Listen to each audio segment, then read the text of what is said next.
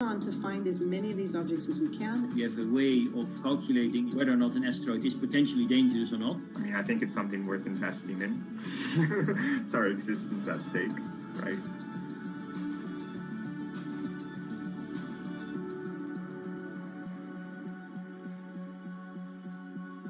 Amy, let's get this one out of the way. It's probably the question you get asked the most, but how scared should we be? Asteroids and comets are a natural hazard that's out there like a lot of other natural hazards. These are very, very infrequent events, these collision events where an object actually impacts the Earth. The most important thing that we need to know about asteroids is when the next impact is going to happen and how bad it will be. What we know is that an object that's about, say, a kilometer across is capable of causing very, very wide devastation across the planet, really, truly global devastation. The object that wiped out the dinosaurs was somewhere in the neighborhood of 5 to 10 kilometers across, so even bigger than that. At a kilometer, it's still going to be very bad and it will have global effects. For objects that are capable of causing what I would call sort of regional damage, kind of a large major metropolitan area, a city and its surrounding environment, sort of around 100-ish meters. It depends on the details of the composition and so forth. By the 1980s, NASA was cataloguing near-Earth objects. In 1994, stargazers watched as comet Shoemaker-Levy 9 hit Jupiter. The resulting zone of chaos was estimated to be as large as the Earth, and the event became a turning point in the search for asteroids and comets in our solar system. In 1998, Congress tasked NASA with finding 90% of asteroids and comets 1 kilometer wide or larger.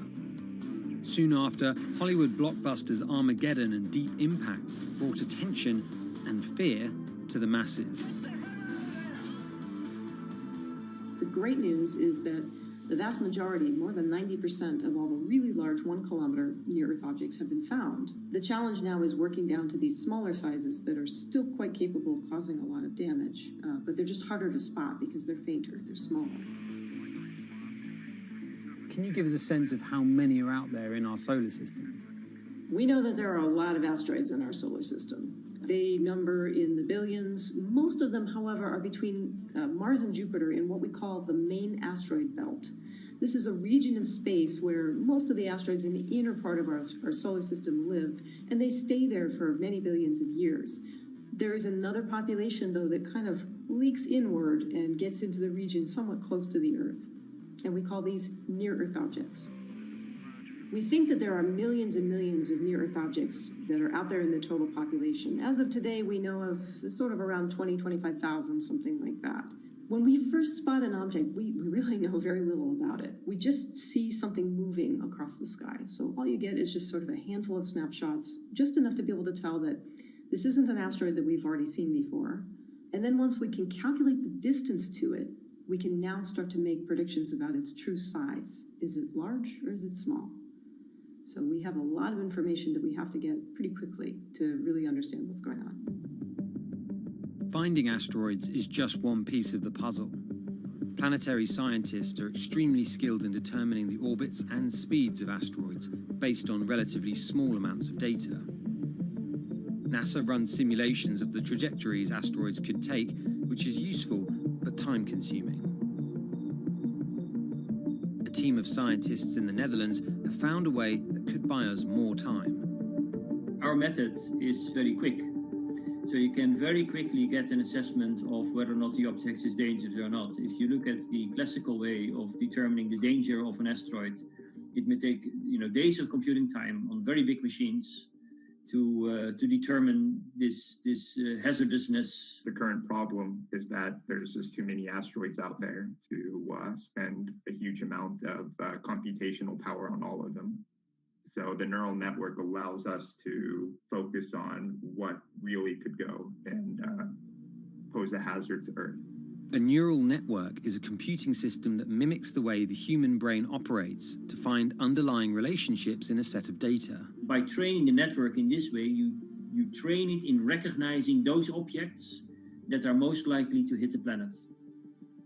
And once it's trained, you can apply this network to all the unknown asteroids.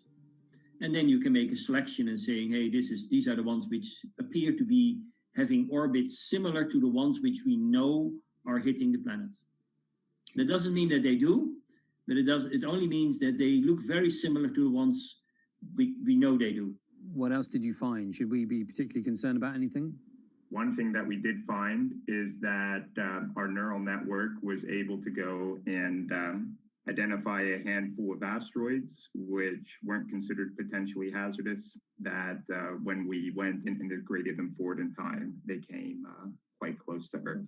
We find a handful which were not detected before or not considered being dangerous before, and we think they are potentially dangerous. It's very hard to simulate kind of going forward in time an asteroid that's going to hit Earth because, well, the Earth is really small. And well, space is really big, and then you have to have very exact parameters to shoot an asteroid that goes and hits exactly Earth. And then Simon had the ingenious idea of not even trying to do that and just launching the asteroids from Earth's surface and integrating backwards in time. It's very hard to make it hit. So you need a lot of calculations which all end up in nothing. And the idea was then like, well, let's not do that. This is basically what NASA is doing. NASA is taking an asteroid, making multiple copies of them, shooting them all forwards in time, calculating their orbits, and then see what fraction sort of gets close to Earth. Not even hitting Earth, but getting close to Earth. And that they call it a potential impactor. So you calculate the solar system forwards in time for, let's say, 1,000 years. And then you launch asteroids from the surface as if they, if you go forwards in time, would fall on the surface. You calculate them backwards to today, and then you get your orbital parameters of today's asteroids, which you know will land on the planet. And those you can use as known impactors and compare with all the other asteroids in the solar system. Can simulations and AI, can those things fill in the gaps where perhaps telescopes and other imaging tools can't? Absolutely. Since the observations get more complex, the physics gets more complex. And if the physics get more complex, the mathematics becomes more complex. And at some point, you can't solve your problems analytically anymore.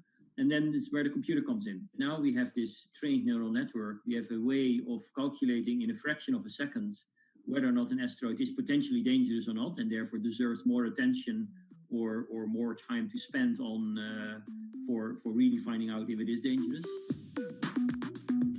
When it comes to hunting asteroids, time is critical. What we can do about a potentially hazardous object depends a great deal on what we know about it and how much time we have before the encounter. We'd really like to find them when they're decades away, because the more time you have, the more options you have, and the less energy it takes to move an object aside. It also means we might not have to resort to launching a nuclear warhead at an asteroid. Until recently, pretty much our only choice. That's an option of last resort, in my opinion, yes. We have lots of options available. You can just simply bump into the object and just nudge it out of the way. That's one possibility, and that's kind of, in a way, sort of the simplest thing to think about, just nudging it off its path a little bit with, a massive object, a spacecraft, let's say. It's just kind of like bowling, if you will. If you have a long time or a long stretch of runway in the lane, just a very small twist on the bowling ball will make a big change in where it ultimately ends up. Another option would be something where you take a very big, massive spacecraft and you park it next to the object and you use the force of gravity as a towing rig. That takes longer, though, and you need to be able to send a pretty massive spacecraft, and it obviously depends a lot on how big the asteroid is. Other options start to get more and more complicated, and they range from painting one side of the object a white color and painting the other side dark, and then letting the pressure of light sort of perturb its orbit. In a departure from the lab and computer simulations, NASA has real plans to rehearse kinetic impact deflection. In 2021, the agency will launch DART, the Double Asteroid Redirection Test mission, which will intercept a 160-meter asteroid in 2022. Better to practice now before we have to deal with an actual threat. In the meantime, discovering asteroids is our best bet. Thousands of scientists and amateur astronomers around the world make up an informal network that survey the heavens. But that may not be enough. NASA wants more resources to map our solar system and better technology. We need to ramp up our network of sensors, and also we need to just continue to strengthen our network of international observers so that we can get follow-up because we find these objects when they're distributed all over the night sky. Once we get more observations, we get better data, we can make better predictions. If you look at the big impactors we have had in the last, let's say, 20 years, or maybe 30 years, or 50 years, most of them we haven't seen coming. So the danger, the real danger, I think, comes from the objects we don't know about, and not from the objects we do know about.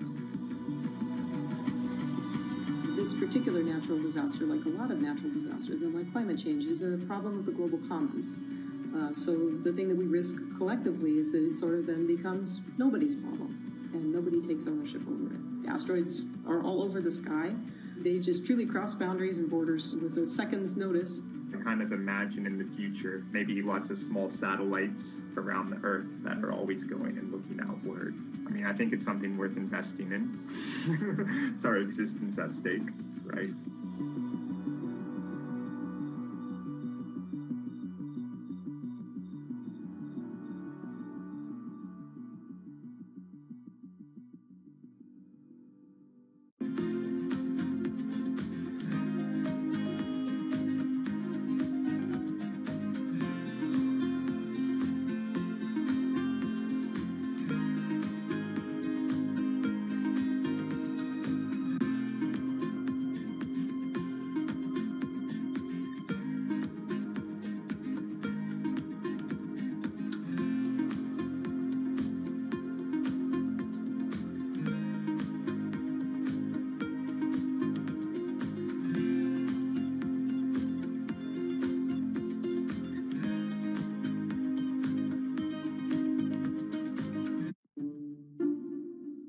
The pandemic has affected everyone in different ways.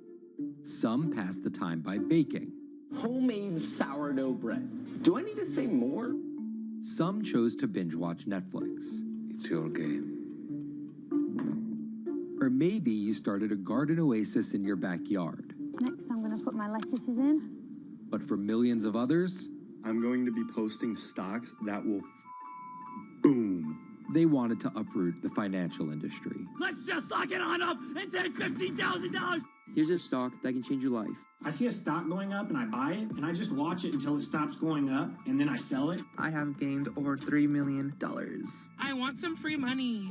I don't think you can overstate the online communities or social media's influence on financial markets. A large group of inexperienced investors who discuss their plans on social media platform Reddit have shaken up the stock market in a big way. The stock that everybody's talking about right now is GameStop. Video game retailer GameStop is set to continue their head-spinning ascent today. The revolutionaries on Reddit are spanking Wall Street's ass. The more these stocks go up, the more the big guys are getting creamed and losing billions of dollars. This isn't a wealthy person's game anymore. Anyone can play it. I took up a little bit of a new hobby, and I am interested in day trading. As an investor nowadays, you don't have to look a specific way. You don't have to wear specific clothes. You don't have to be doing it from a trading floor on Wall Street in like a high-rise building in downtown Manhattan. The narrative of what's driving the markets is no longer being held in secret offices in New York and Boston of privileged people talking to other privileged people. It's right out in the open.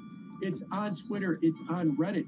From brokerage apps to Discord channels and subreddits to TikTok finfluencers, one of the last holdouts in the world of disruption, finance, is next in line.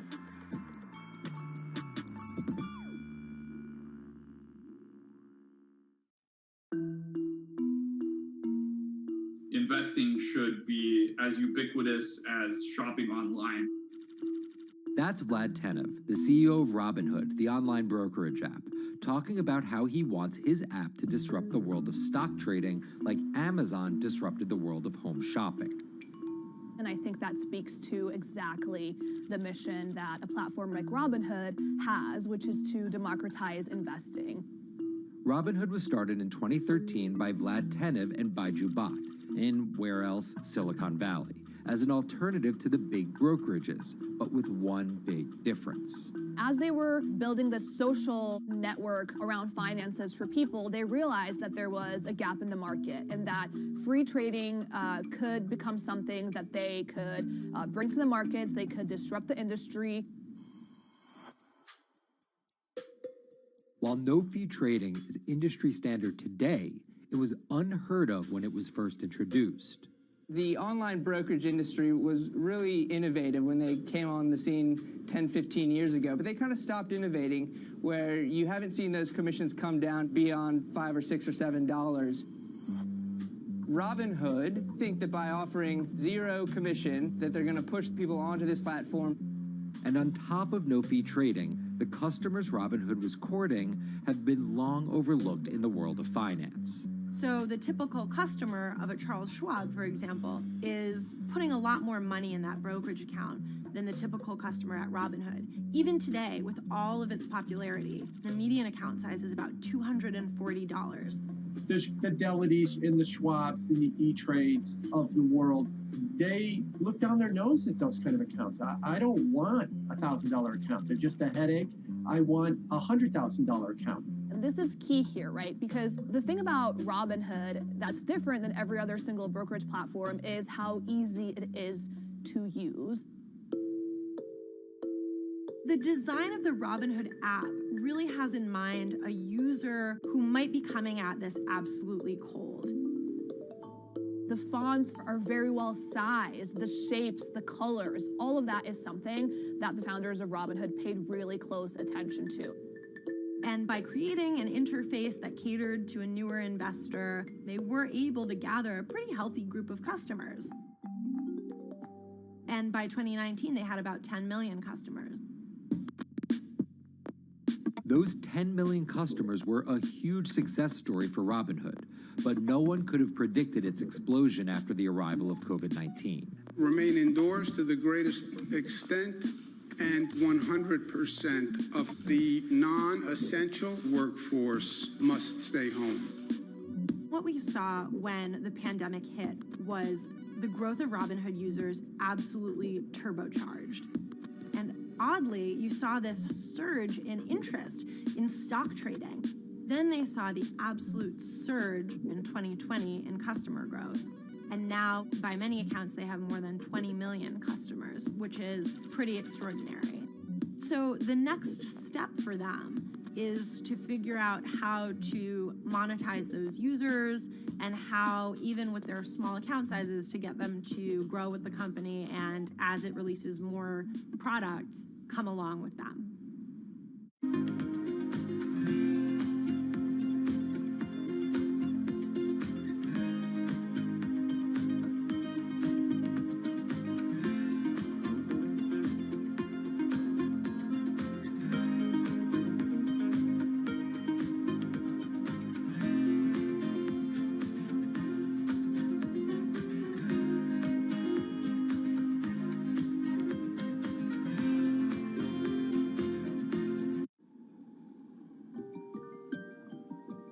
Robinhood would become one of the COVID economy's breakout successes.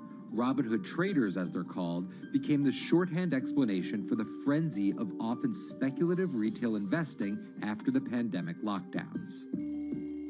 Kids wake up in the morning, they go on Robinhood. They're, in the shower, they check Robinhood. Kids are learning how the stock market works at 18 while they're at school, checking their phones in between classes because notifications pop up telling them what their stocks are doing that day. With these new tools, millennials and Gen Z are investing in the market in ways their parents could have never even dreamt of. That is sort of key when we talk about the divide between older and younger generations, is that the younger generation is exposed to so much more information and tools at their disposal to do what they want in the market. The older generations, you never had the technology or the cost structure that you could play the markets like you can today. So you were stuck with giving your money to a professional investor and paying them a fee to do it. When I speak to young kids, they tell me, I'm making mistakes, I'm losing money. I'm not a perfect investor, but I'm 18, and by the time I'm 30, which will be, 10 years from now, I'm gonna have interacted with the markets for a decade. And so it's a learning experience more so than anything else.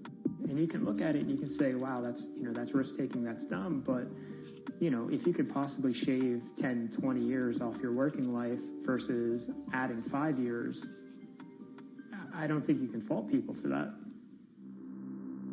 But Robinhood is only part of the puzzle.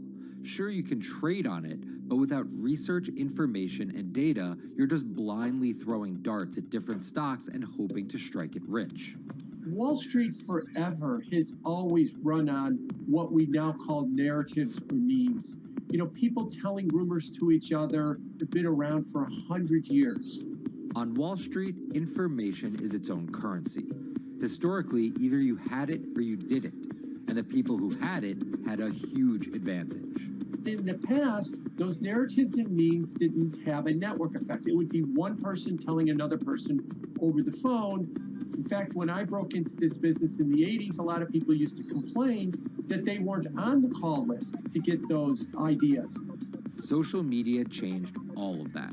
Fast forward to 2021, that's being done on the internet now. And that's being done on Discord and Twitter and StockTwits and Reddit. And the impact is very similar, but orders and orders of magnitude larger. As social media has played a bigger part in our lives, it's also played a bigger and kind of more important role in how people find investing ideas online and on these platforms. How do those ideas spread? On TikTok. Yes, that TikTok. Soon may the weatherman come to bring us sugar and tea and rum. People aren't just going to it for sea shanty videos. The personal finance hashtag on TikTok has garnered 3.5 billion views from its 1 billion monthly active users. By comparison, videos found under the cooking and health tips hashtag have 2.6 and 2.1 billion views respectively. The trajectory of Robinhood and TikTok were literally on par. What happened in the stock market this week? So the word of the week is expectations. Absolutely essential that you guys understand the risks of shorting. And Kayla Kilbride and Kyla Scanlon are two of those financial influencer TikTokers, also known as finfluencers. I think people still care about fashion, they care about culture, but it's also like there's this big behemoth thing called the stock market that we really don't know a whole lot about, and it's gatekept behind the industry. And so people like want to unpack that. And so my audience is, a lot of them are younger investors who are looking to hone their skills. Tech and write-up. Kyla and Kayla are two of the more, let's say, professional TikTok influencers. The Tesla ARK Bitcoin Biotech Risk Cluster. I've been trading since high school, and it was a really interesting way for me to fill out my decision-making frameworks and to think about thinking. And I think that the more that we can have people thinking about finance, the better that we're going to progress as a society. I think it's a huge gap in our educational system. If you're going to buy an option for a stock you think is going to go up, it's a call. So think of it like this. I made the options video where I was like, options are just like shopping. Rumor has it that this pallet's about to go up in price. So if I come in tomorrow, can I still buy it at said price? And a ton of women just like attacked that video and were like, you explain things so much better than my boyfriend or my professor, or like I could sit and listen to you all day. And I was like, this is what I was looking for. But TikTok's algorithm does not reward calm and measured videos about responsible investing. It rewards this. Watch this video for 30 seconds and you'll be rich for the rest of your life. I try not to say the A word, the ALGO word, because TikTok listens to us. The algorithm does impact how you feel. You know, you do notice which videos do better versus which videos do worse. How do you catch someone's attention in less than 60 seconds? And how do you make it something that they're like, I need this in my life? Nearly impossible to do that in 60 seconds. But the people who perfect it are the people that you're going to watch and going to stick around. And where people are sticking around? Reddit. And its nearly countless subreddits about finance. And by far the biggest one of those is Wall Street Bets. There's a lot of social media platforms out there, but Reddit is like the social media platform for finance. Places like Wall Street Bets is where it all goes down. Started in January 2012, it wasn't long before Wall Street Bets adopted a 4chan-like etiquette, leading to their tagline, like 4chan found a Bloomberg terminal. We had all these unexplained stock moves, and we would be grasping for why stock XYZ jumped 20% in a day. And you would look at Wall Street Bets, and you would see people there talking about buying options in that stock, and it sort of, squared the circle, so to speak, and started making sense. And it was at that point that it was like, wow, we have to start paying attention to this. Some people on the platform really spend tons of time, and others are just looking for entertainment and to have a little bit of fun, effectively gambling or looking for an outlet, trying to make a little bit of money. Then on top of all of that, there were stimulus checks. Now, clearly this money is going to people who need to use that to eat, to live, but there's a lot of people who use this money to invest in the stock market. And it's not just stock tips. People quote-unquote YOLO their entire life savings or stimulus checks on a single stock. They post what is called gain and loss porn, screen-grabbing staggering hits and misses on stocks for the entire community to see. I'm about to lose everything. And while some of the people on Wall Street Bets are novice investors, the community contains multitudes. In one respect, what it did show us among these network groups is they are very sophisticated. They're not a bunch of ignorant people talking to other ignorant people. And this is where the pieces of the puzzle all come together to wreak havoc on Wall Street for a solid week in early 2021. It's pretty clear that the combination of more people having retail brokerage accounts and trading apps and more people being stuck at home looking for some kind of entertainment and some kind of community online came together in this very singular way. What came together is GameStop. Let's go back to the beginnings of what happened with GameStop a couple of years ago. On the boards like Reddit and StockTwist, a lot of people were talking about GameStop as being attractive value. Some of them are even, Wall Street alums who left the industry and now still have access to tools that they can use to improve their financial well-being and make very good decisions. And I think Roaring Kitty is a perfect example of that. GameStop is one of the most compelling asymmetric opportunities in the market today. Really, I don't understand how you could disagree with that. At the same time that this crowd was talking it up, the hedge fund institutional crowd didn't like this stock at all, and it had the largest short interest of any stock in the New York Stock Exchange going into late 2020. Short selling is a bet that a stock price will fall, and it's a fairly simple concept. An investor borrows a stock and then sells it. The investor is betting on buying the stock back later for a lower price, before returning it to the original owner, pocketing the price difference. What a short seller would tell you is that they almost act as a policeman in financial markets, or they're at least looking for companies that aren't what they say they are. And that can range anywhere from an outright fraud that some short sellers try to expose to just a company that's not worth as much as investors think it is. The problem is, if the stock price rises, the short seller has to come up with the money to buy the stock back. And the more it rises, the more it costs.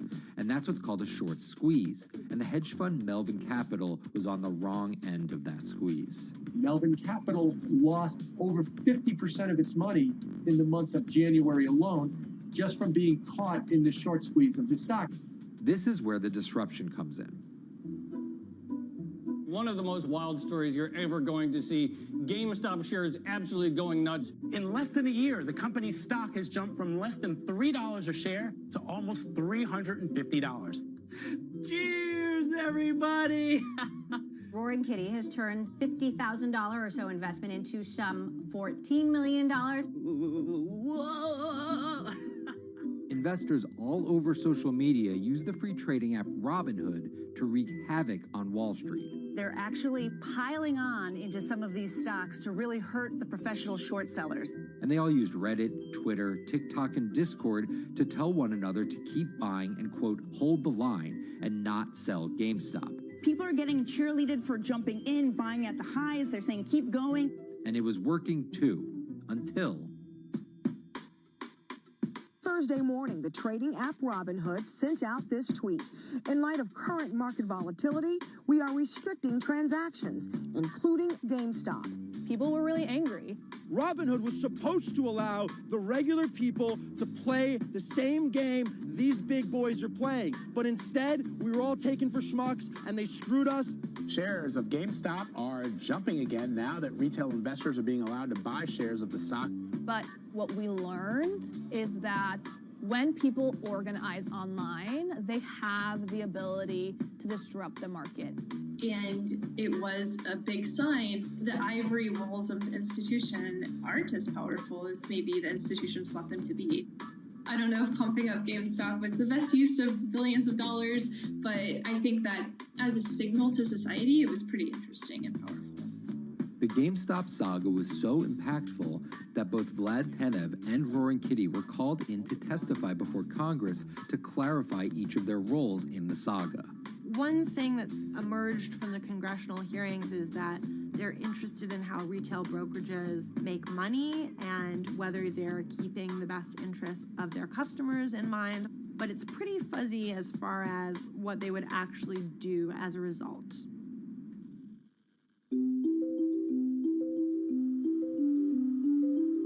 While the frenzy around GameStop eventually subsided, it didn't take long for retail investors to find other areas to invest their money. Take a look at Bitcoin going bananas over the weekend. Bitcoin forms a brand new all-time high. It was after GameStop started to drop that we saw Bitcoin really go up to over 60,000. How much further does this rally have to run? It's compelling to say that money shifted from one venue to the other. While correlation doesn't equal causation, there's a chart out there showing an inverse correlation on meme stocks going down and cryptocurrencies going up. There's definitely an aspect where people are making money on stocks and then moving, they're agnostic, they're not hedge funds. They can invest wherever the hell they want. It's a classic sort of momentum trade. They're going to wherever the winners are and they're willing to jump on and, ride it. So whether it's meme stocks like GameStop, meme coins like Dogecoin, or entirely new ways to invest in art like NFTs, the new kind of retail investor is making its presence known. Over the next 10, maybe 15 years, you're going to continue to see, whether by choice or by force, that baton go from older generations to younger generations. I don't think any single app is going to be the thing that disrupts. I think people are the disruptors. How people get ideas about what to invest in has become increasingly entwined with social media. And as social media companies govern more and more of our lives, the fact that now they're tied in more intimately to people's wallets is something that we might want to understand better. Usually what disruption, I think, means is technology comes in, whether it's blogs to the newspapers or online retailing to brick and mortar. They come in and they're in the same business, but they just do it in such a gigantic cost savings that it causes everybody to switch. Well, that's the risk that happens here, is that it's so much cheaper to just manage your own money. We're not there yet, but costs and conveniences are moving in that direction. So I'd say, Wall Street, you haven't been disrupted yet, but you could be in the coming years, and that the final chapter on this story hasn't been written.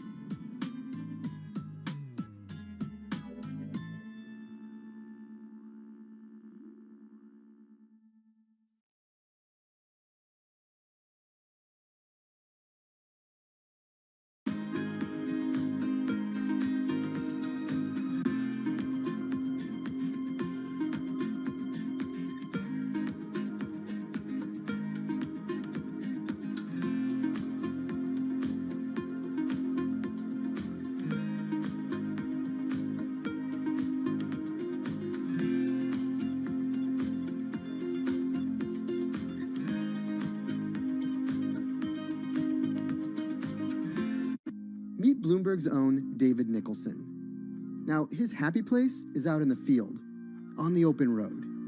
But like the rest of the world lately, he's been working from home a lot more than he's used to. COVID-19 has prompted a massive urban exodus as professionals of every ilk yearn for more space to live and work. As a result, rural areas have exploded, and they're poised to experience a resurgence as more and more families pack up and leave the big city to try out life in the burbs. But there's one problem with that. Not all internet speeds are created equal. Anyone who might need to upload or download large files for a living may not want to pack up and move to that cabin in the woods just yet. Now, David's house isn't a cabin, but it is in the woods, and inexplicably, his internet is workable. My internet is okay. I pay a lot for it. It's around $140 a month. The download speed's great, and the upload speed is terrible, which is really bad for my work because I have to upload these massive files. But I'm definitely one of the more lucky ones in this community. Just a few miles down the road, my buddy has awful internet. It's usually under 2 down and under 0.2 up, so it's often unusable. Some days it's around 1, and other times it'll drop down to about 0.2, 0.3. I just want to be able to have internet at my house without having to go outside the normal ways of acquiring internet. It's really frustrating. We're literally a few miles away from downtown, and it just cuts off. This is a problem, and the solutions are not there yet, because getting high-speed internet in rural areas en masse is something our providers may simply not be ready for.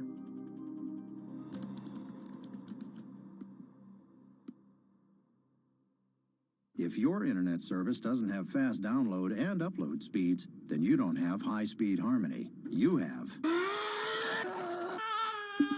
Americans on average pay about $70 a month for internet at home. But in rural areas, it could cost a lot more for a lot less service. So the pricing for a fixed wireless provider here can be something between $80 and $150 for about 25 megabits per second. However, gigabit service, which is 1,000 megabits per second and symmetrical, is running at about $119 a month or $130 a month.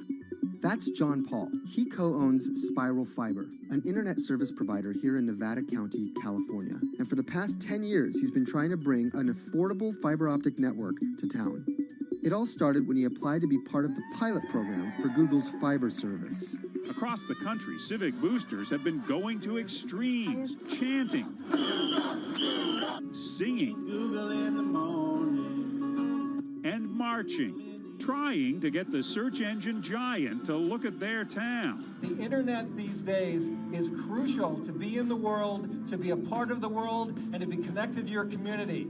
Google ultimately went with Kansas City, Missouri, which left Paul on a mission to get funding to lay out fiber optic networks for gigabit service.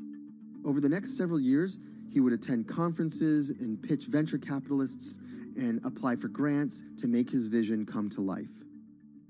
One of the biggest roadblocks to building infrastructure for the internet here in the United States are the existing large providers. They have their land staked out. They would prefer that nobody come in and compete against them. In 2013, we applied for a grant. We went down and met with the commissioners at the California Public Utilities Commission. It was an arduous process to get funded, but we finally did against all odds. We got a $16 million grant, and then we went out to seek venture capital. Then, in March of 2020, the pandemic hit the world. Everybody got locked down, and everybody came home, and everybody started using the internet. And I remember seeing on one of the local fixed wireless providers' websites, they've said, hey, we know you're all staying home, but please don't use too much video, and please don't use too much bandwidth. And I thought, that doesn't work. The U.S. connectivity gap is far greater compared to countries that are considered its peers economically. Some developing nations actually have better internet than rural America, like in Kenya, which has a state-of-the-art fiber optic network fed in from their coastline. The American connectivity gap does largely affect rural areas that are either outside of service coverage or simply prohibitively expensive. This is Rebecca. She and her family moved to Nevada County just a couple miles down the road from David. They took for granted that high-speed internet would just exist in the area, and it's not something they even bothered to check on before buying their house. Turns out, all they got was dial-up.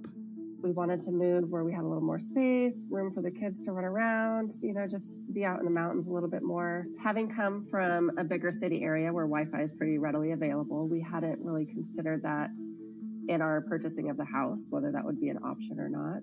When school started, and now that we are remote learning with our children and we're doing everything from home, we didn't have the option to do that at our house. So every day when school would start, we'd have to pack the kids up and we'd go to my in-laws' home. They have a little cabin up in this area that does have Wi-Fi already. Rebecca's situation is the norm in rural America.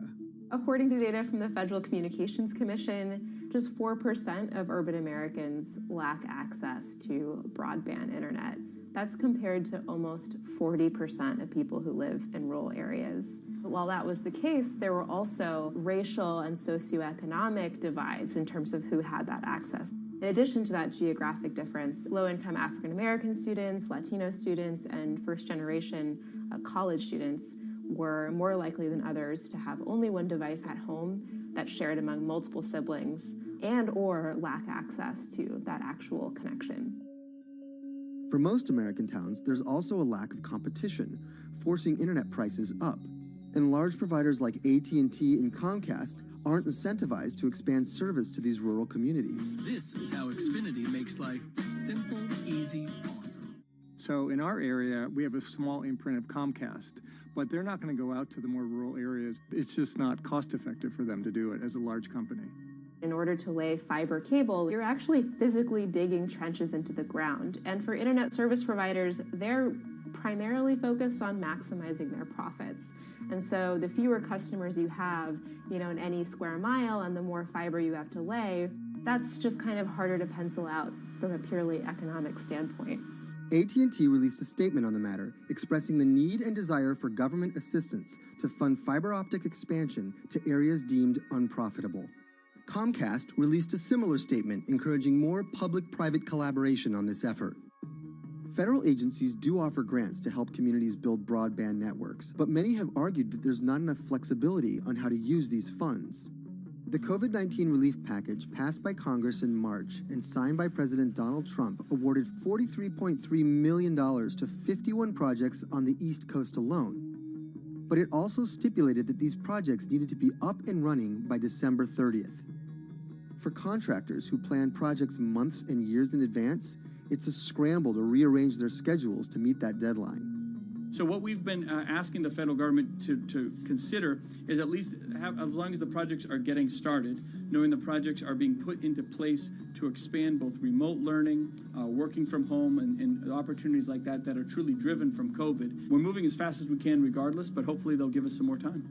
Talking to John Paul, it's clear that he believes broadband is something that can transform a community and should be considered a public good. One of the first communities to come on in the United States with full-on gigabit service was Chattanooga, Tennessee. Now, they're a bigger city, but they're a city that was economically in a downturn. In the last 15 years, the city of Chattanooga has turned around in an amazing way. It's a nexus for young people to move to. It's a place where technology happens. It's not just about logging on to Zoom, to connect with your colleagues who might be in New York City. It's also your ability as a small business, operating in the town of Nevada City or wherever it may be to, quickly upload your payroll documents or something onto the cloud, or to quickly, swipe a customer's credit card. There's just some really basic business functions and mechanics that I think people in big cities really take for granted, and that are just going to be a much bigger challenge for small business owners in rural areas.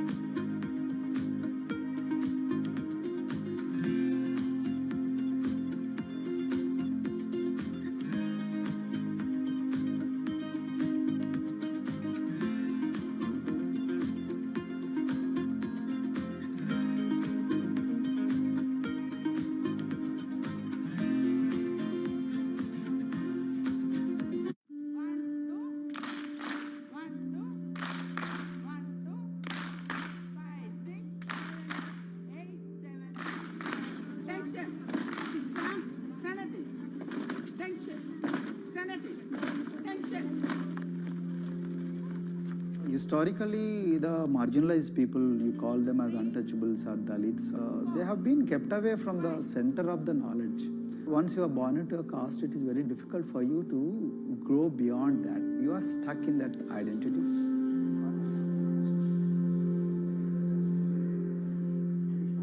Education is the best way of liberating them. So that's how I chose to work in education sector. The kind of education that we are giving to the marginalized people is going to change not just the fate of these communities in Telangana, but it is going to be the source of inspiration, source of hope for all the marginalized in this country.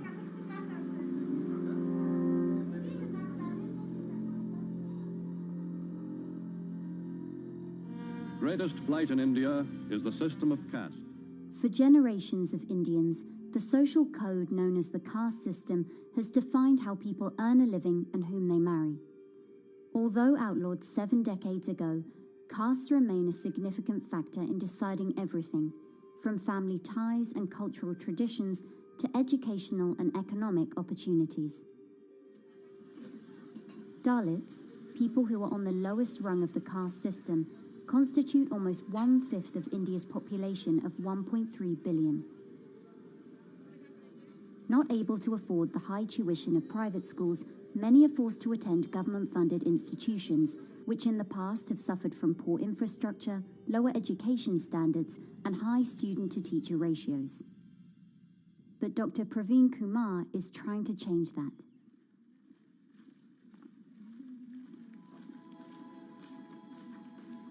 I am currently working as head of Telangana Social Welfare Residential Schools. So totally above 400 schools I manage. These are all residential schools for the students who are historically marginalized but talented and then poor. My friend also Of them, 60% are girls and then 40% are boys, because girls are more marginalized among the marginalized. Their voices are always suppressed. My approach to improve the conditions in the schools has been put your eyes and ears on the ground always. Talk to the parents, talk to the teachers, talk to the students, stay in the schools and then understand their problems, their challenges, both in classrooms and then the corridors and the dorms. Then go to the dining halls and see what kind of food they are eating, and then go to their homes and then what kind of food they are getting and what kind of challenges the parents have. One of the important changes that I brought in after I took over was to complete the transformation of mother tongue to English medium, because English medium, as I said, English is the language of emancipation. A language that connects you to the whole body of knowledge in the world. So we had to train a lot of teachers. Refer to the dictionary also, okay, and find out the new meanings, as well as you're going to describe about. Hey, Richita, how are you? Hi, Sindhu. Fine, thank you. And how about you? I'm fine too. It's been a long time. Identity is extremely important. There is a scientific evidence to prove that your sense of identity is extremely crucial to your growth as a successful human being in your life. If you accept an identity which is very humiliating, which reminds you of very painful past, I think that identity will not help you to grow. I'm not saying that you should forget your past. I'm not saying that, but that should not be the bubble in which you must live always.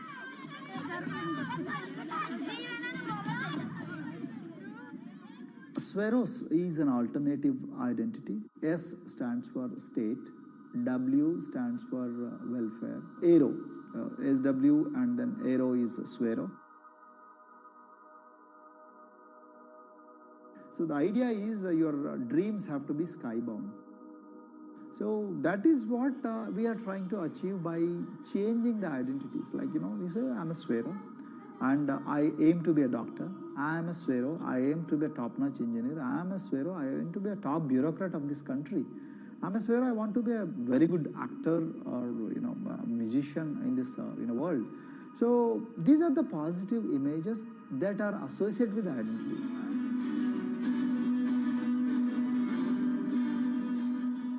Just to give an example to you, in 2012, in our institution, we used to produce about 6 doctors per year.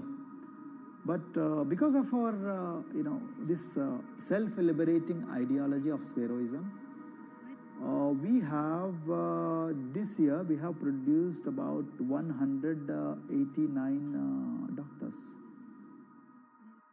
This is phenomenal for any poorest of the poor people. You know how difficult it is to get into a medical colleges in this country. So, but today, because of this ideology, the students have been able to achieve this, feat. Pujita has been a farm laborer, and her parents themselves are agricultural laborers. And then this girl used to sell vegetables, but thanks to the residential education institutions, she came to the Gaulidoddi campus, and then she toiled very hard for 1 year, despite many problems.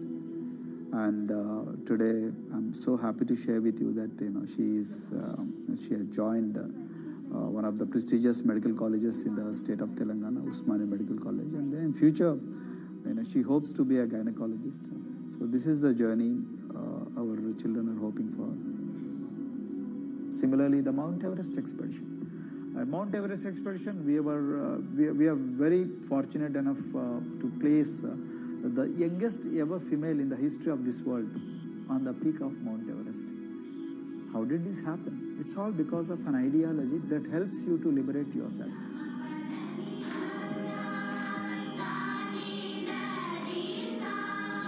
We brought a lot of extracurricular activities, and most of them got institutionalized now. So, for example, music. Similarly, the games. We have so many coaching academy. We have boxing academy, we have wrestling academy, we have handball academy.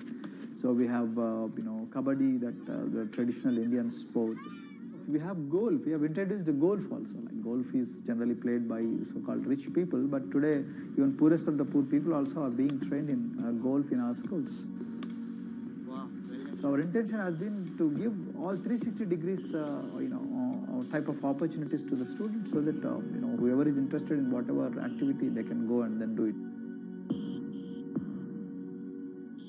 Break the barriers, break the fence, at least mentally, because poor people have been programmed to be victims, programmed to be subjugated, programmed to be on the margins, always, programmed to feel inferior. We wanted to change all that. There are certain games which are exclusive to rich people.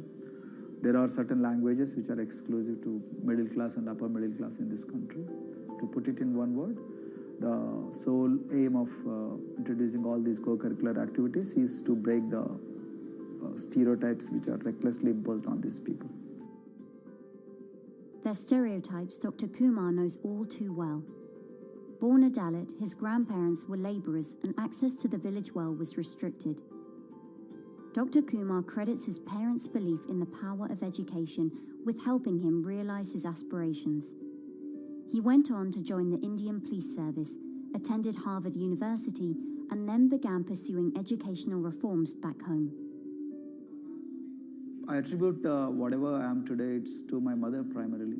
They educated me in the village, although there were no good schools. So then I stayed in social welfare hostels, the hostels which are managed by government for the poorest of the poor kids. I passed with reasonably good grades. Then I went to university, and then I faced worst form of discrimination in the universities. And there were in those days I'm talking about. So the bathrooms and the toilets were exclusively meant for scheduled castes and scheduled tribes.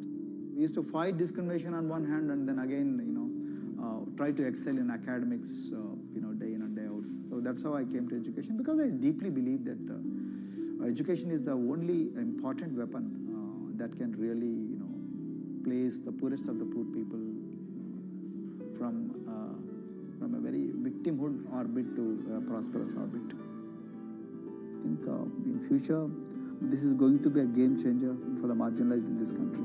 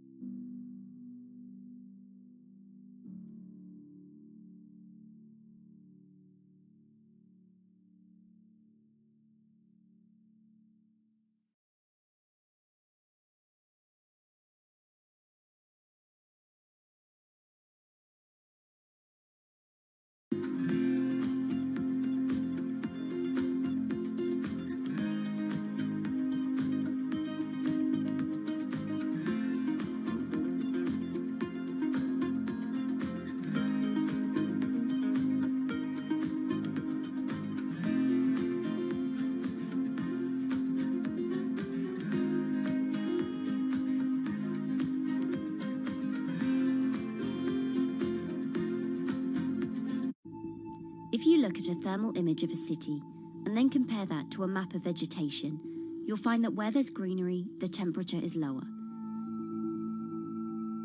That's because things like asphalt, concrete, and shingled roofs absorb more heat from the sun than trees. This is the urban heat island effect, and it accounts for higher temperatures in cities, often by several degrees compared with their surroundings.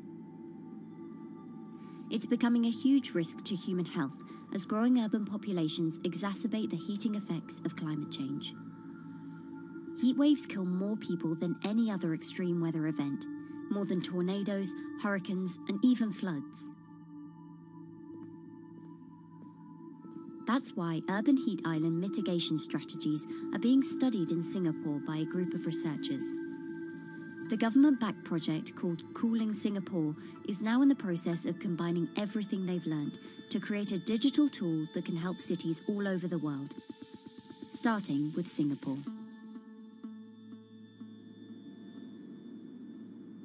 In Singapore, close to the equator, temperatures regularly rise above 32 degrees Celsius or 90 degrees Fahrenheit. And the city structures only make it worse. And that is also the case for Singapore, which is basically a concrete jungle, more urbanized, more developed city.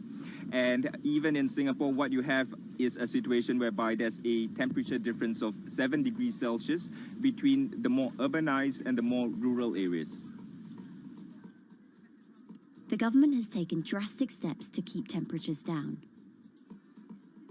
This is Gardens by the Bay, an award-winning park, and inside this greenhouse is a pleasant 24 degrees. That's because the dome, along with 24 nearby towers full of thousands of people, is chilled by what's probably the world's largest underground district cooling system. It uses a large central plant that cools water and then pipes it into banks, residential towers, an exhibition centre, shopping malls, and the city's iconic Marina Bay Sands hotel and casino complex. So one of the biggest perks of using this system for the buildings is that they can save 40% in terms of electricity usage compared to your traditional air conditioners. And with Singapore relying on natural gas for most of its power, this new system means emission savings equivalent to removing 10,000 cars from the city's roads. That has big implications for the rest of the world. If things stay as they are, more than a third of the world's electricity could end up being used to cool buildings and vehicles by 2050. As the world gets hotter, gets warmer, there is a greater need for air conditioning and as well as refrigerators, for instance. And the more people are buying these household appliances, the more energy usage they use, and they release heat more, and that then exacerbates climate change. It's a vicious circle. And so since 2017, researchers at Cooling Singapore have been identifying design solutions that reduce our need for so much cool air in the first place. One thing many cities have in common, and that's the importance of vegetation. That's a very important measure to mitigate the urban heat because of the shading effect, of course, and the psychological effects of the vegetation, and also because of the possible evaporative cooling effect of the vegetation.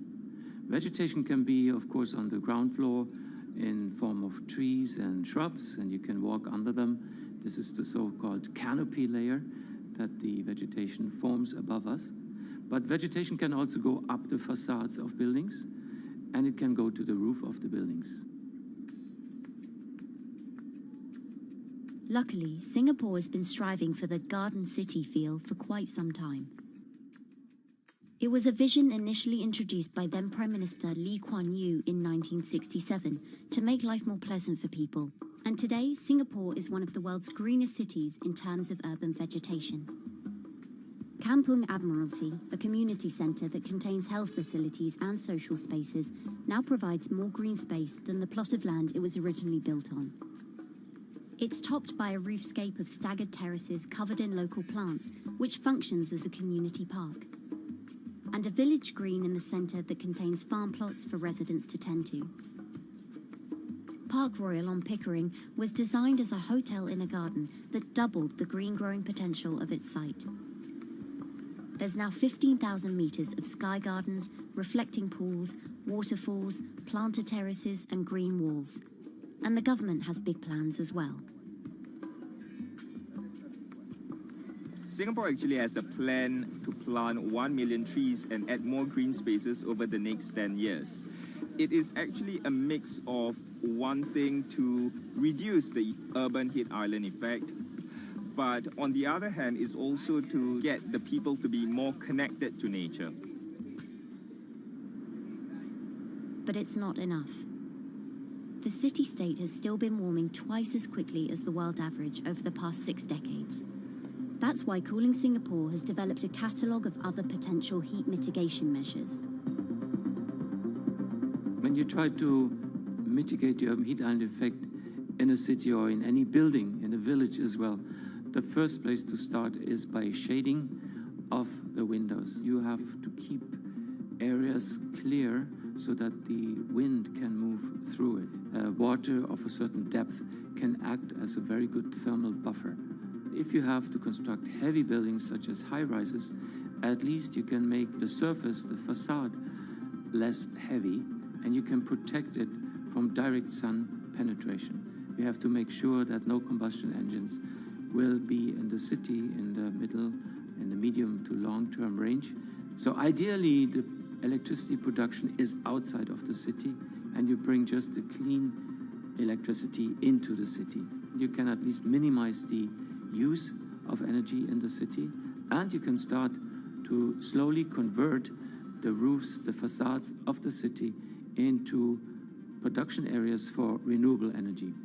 In Singapore, unfortunately, this is a limited option, but in the long run, it could produce up to 20-25% of the energy, of the electricity needed in Singapore if all the roofs and the areas in the buildings, on the facades would be used to do that.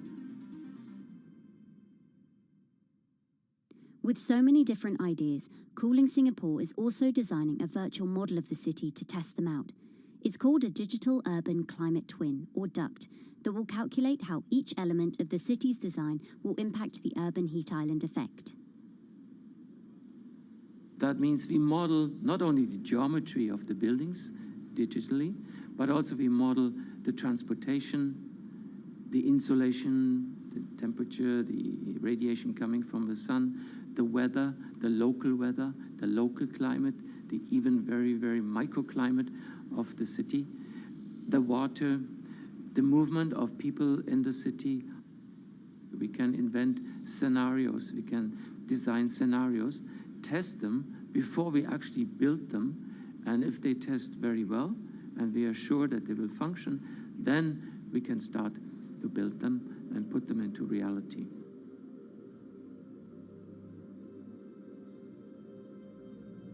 Singapore will be using this new tool to figure out which actions it should take next. And the model can be applied to any city, whether it needs to keep heat out or keep heat in, which will ultimately save energy, slow climate change, and improve our quality of life.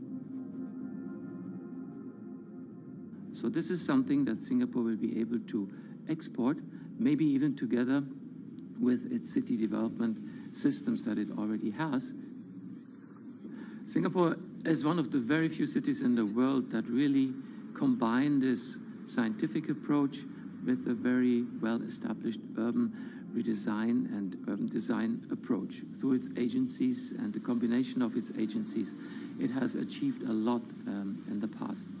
If it keeps following the scientific path and the combination with the other knowledge in the city already, we think that it will be a very comfortable and very livable city in the future, even more than today.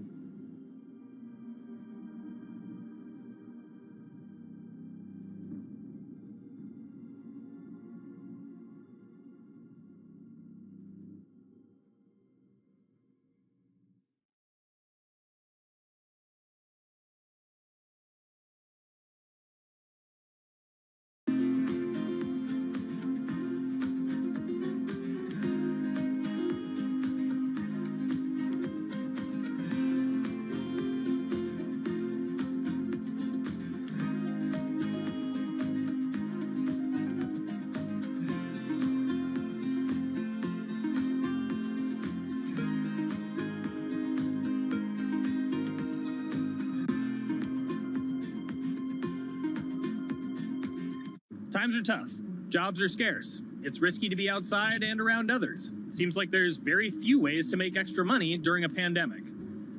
So I guess I'll just hunker down and binge social media until this all blows over. Wait, don't these people make money? How do these people make money?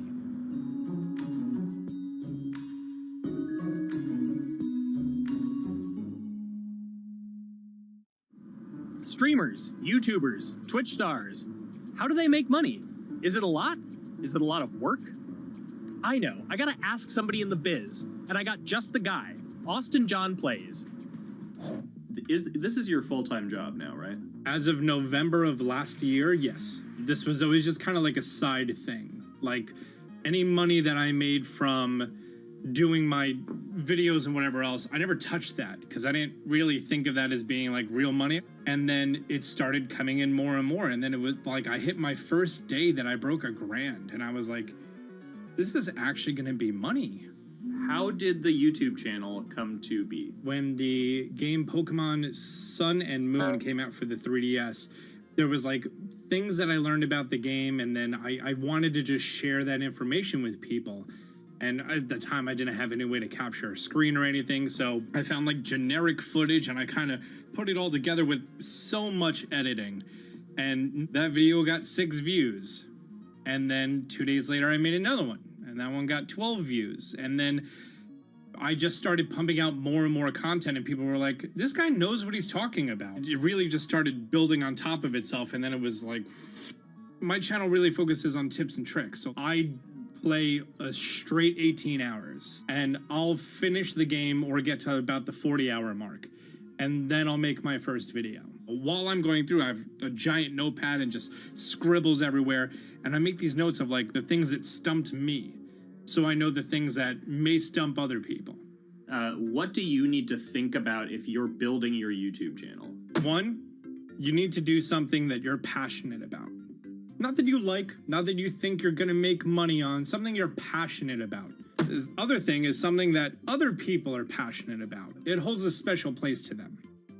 And third is, it needs to be something that people are gonna seek out information on. In order to enter into the marketplace, you either need to be better than everyone else, you either need to be faster than everyone else, or you need to be more accessible than everyone else. And you can't be more accessible because it's already on the platform. Granted, if you understand how the algorithm works, which is very similar to Google Analytics, then yeah, you can have a little bit of a head start. But if you're not doing it faster, and if you're not doing it better than everyone else, then why should anyone watch your channel? So my income as a YouTuber kind of breaks down to 3 different ways. 1, which is the bulk of it, which is ad revenue. Whenever you go and you watch a video and then there's an ad and then you wait 5 seconds and you hit the bottom right corner and then you go on to the next video, or a non-skippable ad, or the video starts immediately, you get the little banner ad at the bottom, or if you scroll down from the video, the first thing that shows there is an ad. Those are the 4 different types of ads that can appear on every single YouTube video. And all of them pay a certain amount. It varies on lots of things, like the country of the person who posts it, the country of the person who watches it, the time of year, where you are in the quarter, if there's anything going on with a reduction in ad revenue. Like, great example, COVID-19, companies weren't spending as much on advertising. So because of that, CPM went down. CPM stands for click per thousand. I'm using the Roman numeral for 1,000. And that means that for every 1,000 views, you get a certain amount of money. Now, on low ads, when I first started off, my CPM was 30 cents. So every 1,000 views, I made 30 cents. But then once I signed with an MCN and I started making more quality content and more engaging content, some of my better videos and certain times of the year, I can see CPMs as high as $12 to $14. And there's a big fluctuation between, you know, if I post a video when there's no ads being spent, like January and February, that's the reason a lot of your favorite YouTubers and also TV shows don't post new videos in that time of year because ad rates are down. Why are they going to make content then? Instead, you're recording and you're bulking up for when ad revenue is higher. The second way that a YouTuber makes income is support, crowdfunding, things like that.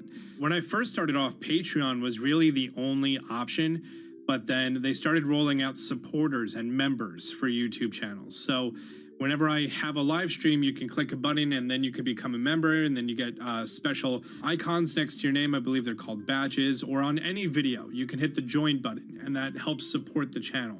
And then the third aspect of that would be merch. And for me, my merch has been somewhat basic. In fact, I'm wearing one of my t-shirts from last year right now. You have to endure the times that your first video gets 6 views, that you post it on Reddit and they say, shut up, and then an auto mod bans you.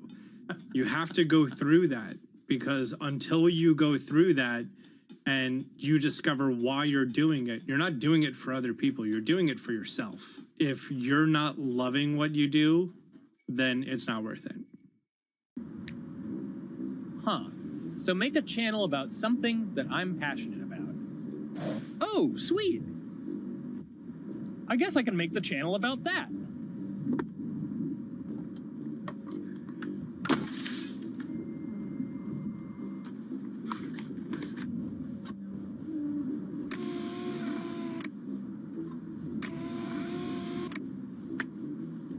Now, how do I grow an audience? How do I get popular? It's all about diversification, right? You have to have a massive Twitter following. You have to have a massive Instagram following. You have to have a massive YouTube following. Of course, you have to be on Twitch, which is the key platform. But basically, any way you can get in front of your audience, you can engage with your audience, is going to drive those clicks, which ultimately drives the advertiser revenue that you get back from all of these platforms. It's me and Dan playing video games and talking in a funny manner over them. They're not just people who are good at games, they're actually people who are good at online engagement, online entertainment, first and foremost. You have the right to remain stylish. Anything you wear can and will be used against you in the court of fashion. The streamer is either very, very talented at the game. The best player in the game is generally going to draw a crowd because people like watching people who are very good. On the other hand, they're either very, very good or funny, charismatic, whatever it is on that side. Oh, no. You know, it becomes more of a show where they talk about other things outside of the gaming world, and gaming becomes really just a backdrop and an excuse to engage with that audience. There were those weird, like, Ronald McDonald, like, straight to VHS movies. You remember those? I'm personable, I'm chatty. I would kind of, when boring things were happening in the game, I would ramble on about, movies I'd watched or books I'd read and, or conversations I'd had and stuff like that. And so I think being personable was a big part of that. It's not just getting on and playing games. It's getting on and being an entertainer. You are putting on a show. All right, now let me go ahead and grab the samurai sword that every gym has. Okay, he's dead. To have a larger audience and to have that audience, I think, stay with you, you have to bring something extra. You have to find your niche. You have to find what works and what connects with the audience and what makes them laugh and what makes them keep coming back. You gotta make it a little more exciting, all right? Throw in a hanging bishop. Have everybody in suspense for a moment. I think the real most important thing is to just get used to being on camera. Like in any sort of performance thing, is get used to talking on camera. My first few videos were terrible, but because I sat down and did it for 6 to 8 hours a day, I just got used to talking and I got over that uncomfortable hump. If you go into Twitch purely with the expectation that you're going to make money, make a job out of it, have all this growth, and it's going to be great, you're probably going to burn out prior to getting to that point because there's very little payoff for a long time, right? Like multiple years generally before you really start to see a payoff.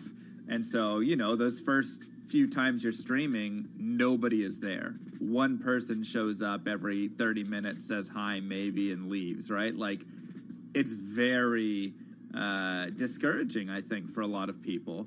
And so you have to be there just loving it. You have to love talking to yourself when nobody is around. You have to love just the game that you're playing, all of that stuff, because it takes a while, and I think a majority of people burn out prior to getting to the like profitable point of it.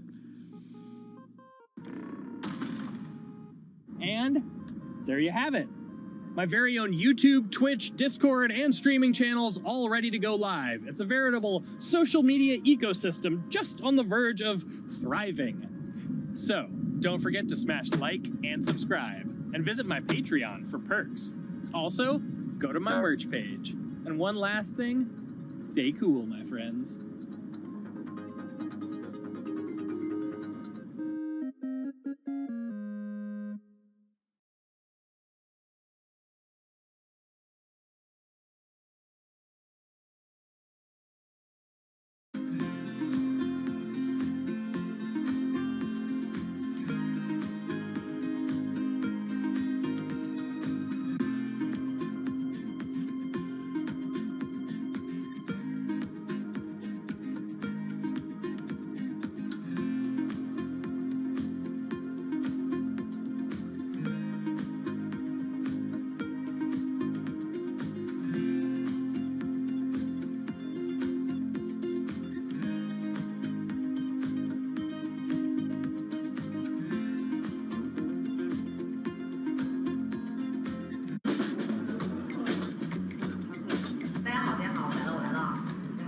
This is live stream shopping, one of the hottest trends in China. Every night, tens of millions of people watch live shows hosted by influencers like Via and buy the products they recommend. On e-commerce and social apps like Taobao and Douyin, the sister app of TikTok. 我觉得已经改变了大家的购物的方式。其实各种各样的产品，哪怕你不买，你也可以来看。当然，你看了，你就有可能会买。It's not about, only shopping. It's about the experience. It's about having fun. You got to see 3D. You got to see in some kind of action. It's almost like a theater act. The internet craze has taken over China. By the end of 2020, the country had almost 400 million live stream shopping users. China's live stream e-commerce market has also grown dramatically, with an estimated value of $161 billion in 2020. It's becoming popular outside China as well. So, is live streaming the future of shopping?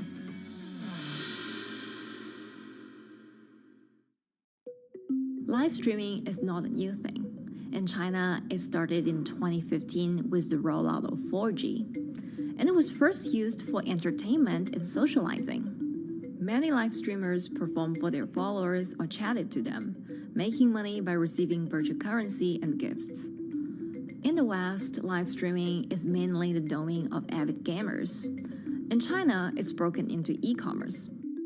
China actually has a very big e-commerce empire, so it uses these super apps, what we call that you have payment, you have search of information, you have recommendation system, and you have huge amount of goods available on the platform, and as well as a lot of consumers. So with this advantage, they merge these features of live streaming to make the influencers actually sell goods. Here is a perfect choice. Nice neutrals, beautiful print, nothing overwhelming, and the warmth and comfort of flannel.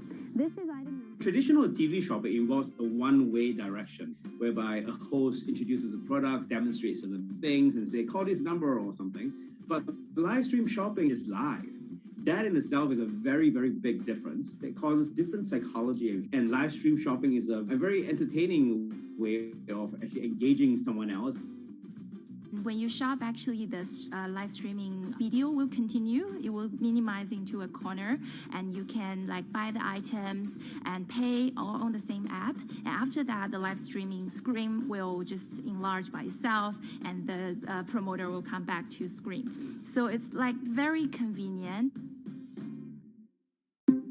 Taobao, one of China's biggest e-commerce platforms owned by tech giant Alibaba, added a live streaming function in early 2016. In the following years, other e-commerce and social platforms like JD and Douyin also integrated this feature. 开头的时候还是有很多的挑战的，对画面的这个流畅，然后是否能够很真实的去还原商品，它其实在这个上面是有很高的这个门槛跟技术的这个卡口在的。不管是我们的这个用户的接受度，还是商家的这个上手的这个难度都很高。但是这几年下来，基本上难点在不断被突破的。Over $70 billion worth of goods was sold via live stream on Taobao in the year through March 2021. Latest surveys show that over 60% of live stream users in China were watching shopping shows, and over 65% of them shopped at least once via live stream. In 2020, live stream shopping got a huge boost during the pandemic, when millions of people were in lockdown and many retailers were pushed online. People, during the lockdown, felt like there's a need for more social interactions. This live platform creates an interesting kind of environment that gives people the sense that I'm actually interacting with you. And then live stream shopping brings in a lot more variety of things that people could buy and satisfy, the sense of like losing control, especially during the pandemic. At the heart of this craze are the top influencers who have tens of millions of followers and sell products worth millions of dollars every night. They often use their star power to get bargains from retailers, which in turn boosts their own sales and influence. So if you think about China's live streaming, you have to know the king and queen of the influencers.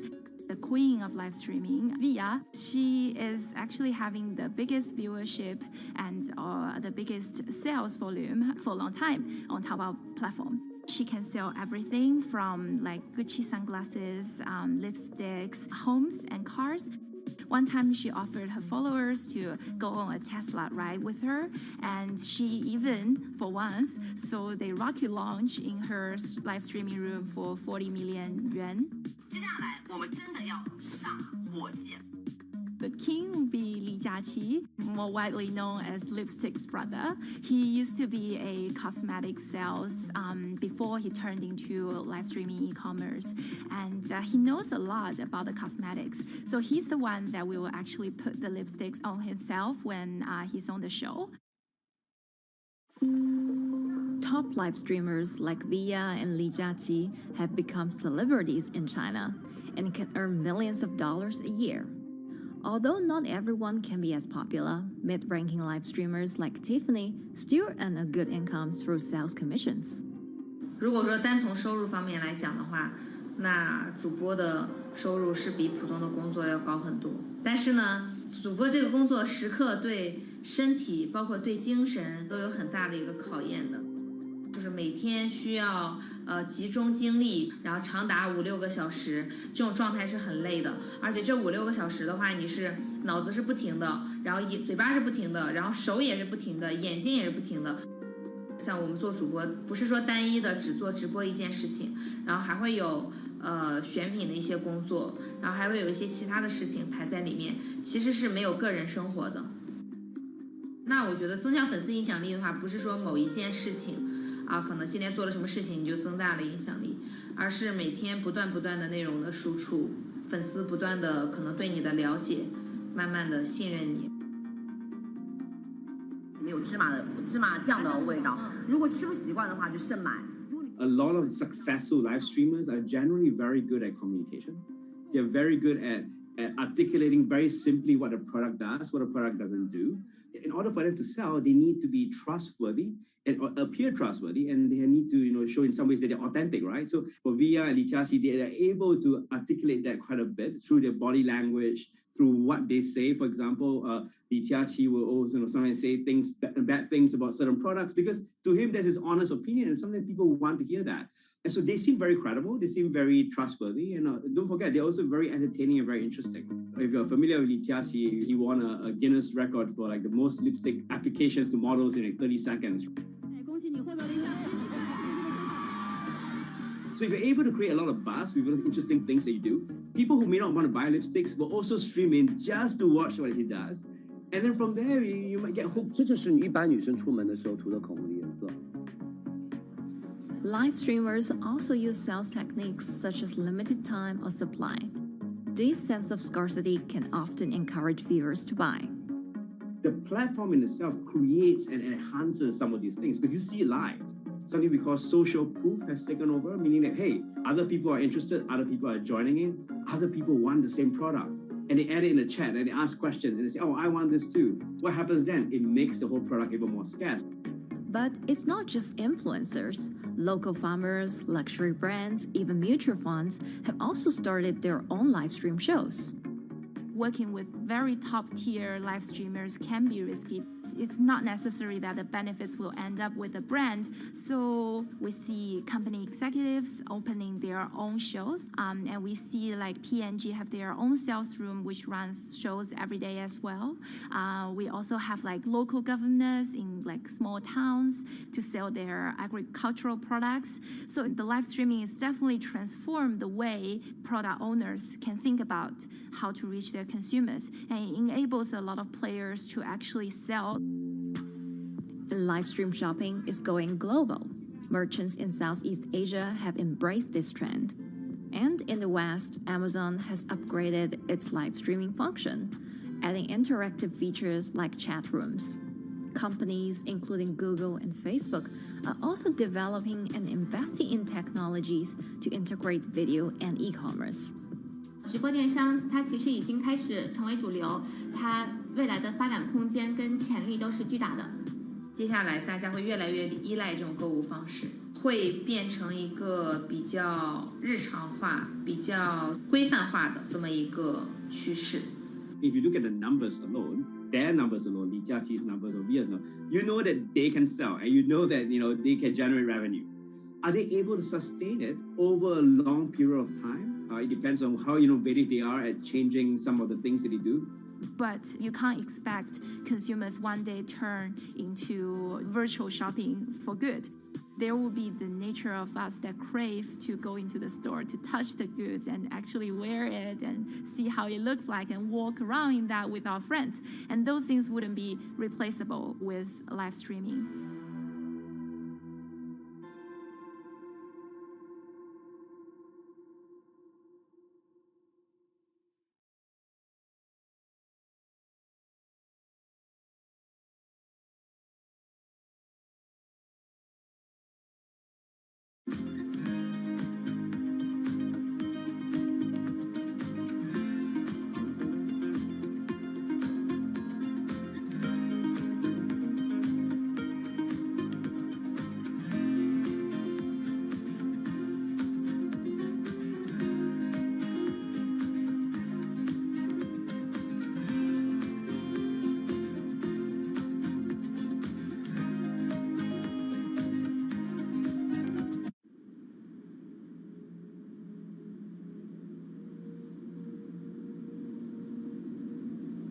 You could imagine that the oceans are actually the largest battery. We're storing huge amounts of energy in the oceans. The wave motion can be very deep. It can extend down several hundred meters. And once it gets to the near shore, from about 50 meters, the whole water column is moving backwards and forwards. As we search for ways to reduce our reliance on fossil fuels, some are looking to a largely untapped potential source of renewable energy. In theory, waves off the coast of the United States alone could generate over 2 trillion kilowatt hours of electricity a year, enough to power more than half of the country. Waves intensify and subside not as quickly as the wind, and that means that it can produce a smoother power generation curve. One of the potential advantages of wave energy is that it could act as a complementary source of power compared to other renewables on the grid if it were to be scaled up to commercial scale.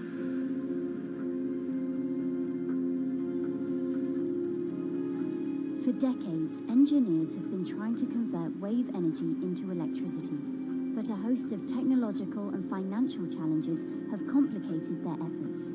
In the years from around 2006 to 2015, there were a spate of bankruptcies in the sector, and this was largely because of a lack of kind of continuous proven projects out at sea with reliable electricity generation. Since then, companies have been trying to develop the technologies at a steadier pace and with a smaller cash burn. But the same questions remain. Can companies develop devices and technologies that actually work? Is wave energy just a novelty or something that can become a major renewable energy source?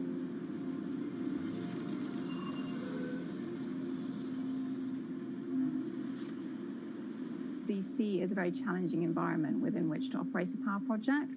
So seawater is corrosive and conditions are very rough. So this means that power projects don't have a very long lifetime, and it increases operating and maintenance costs. Partly because of that, many early wave energy projects hit rough waters, such as the Palamas Wave Energy Converter in Portugal and the Isla Limpet project in Scotland. But that hasn't stopped others from trying.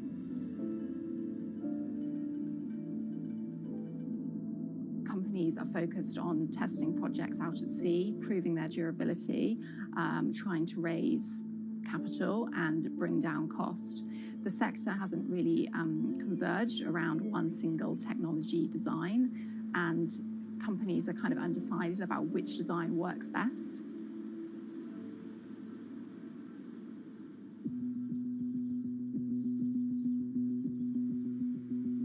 Finland-based AW Energy is a veteran in the sector. The first proof of concept of the company's device was made in the 90s after diver Rauno Koivusaari observed the strong back-and-forth movement of a hatch cover in a shipwreck in the Baltic Sea. The waves are generated far from the coastline, so the wind blows on the surface of the water, causing the water particles to rotate. And that rotation extends deep down below the surface, and the waves can be very long. They can be several hundred meters long. And as they come into the near shore, this rotational energy turns into an elliptical energy, and eventually backwards and forwards, as you probably noticed if you've been swimming on the seashore in large waves, you're pulled in and out. That's the energy that we're extracting. There's a sweet spot where we deploy, so around 10 to 15 meters of water depth. That's where there's still strong wave energy coming in.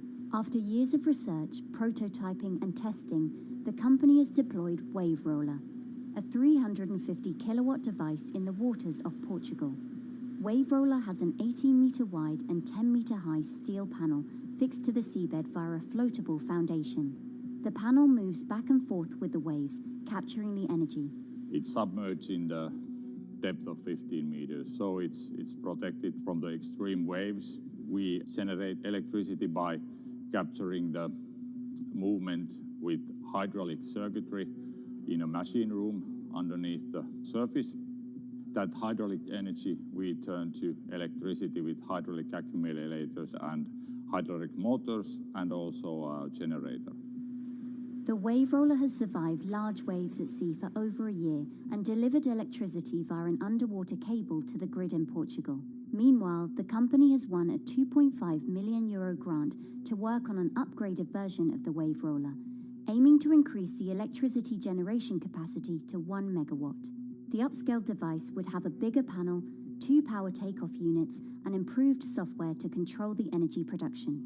We have taken into use a wave prediction algorithm that kind of tells us what kind of waves are coming into our device. That gives us few seconds to prepare for capturing more energy, and the difference in that is significant. Our future plans are to deliver technology around the world. So I'm hoping we can be working on delivering technology to projects in Asia and also in the American continent as well.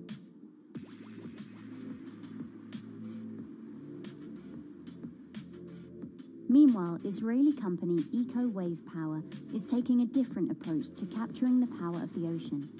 For the company's founder, Ina Braverman, developing new sources of renewable energy is a personal mission. I was born in Ukraine in 1996, and 2 weeks after I was born, the Chernobyl nuclear reactor exploded, causing the largest in history nuclear disaster. I was one of the babies that got hurt from the negative effects of such explosion. I had a respiratory arrest and a clinical death.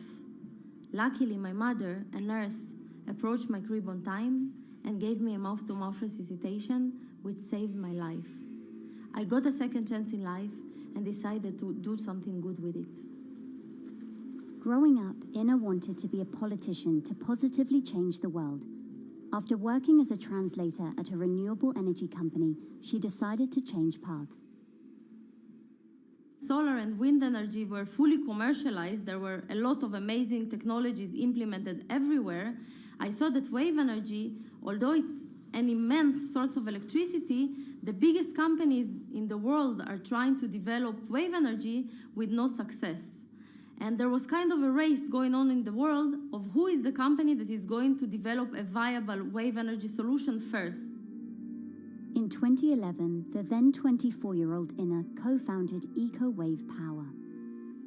Instead of installing devices offshore, the company's devices are attached to existing breakwaters, jetties, and piers.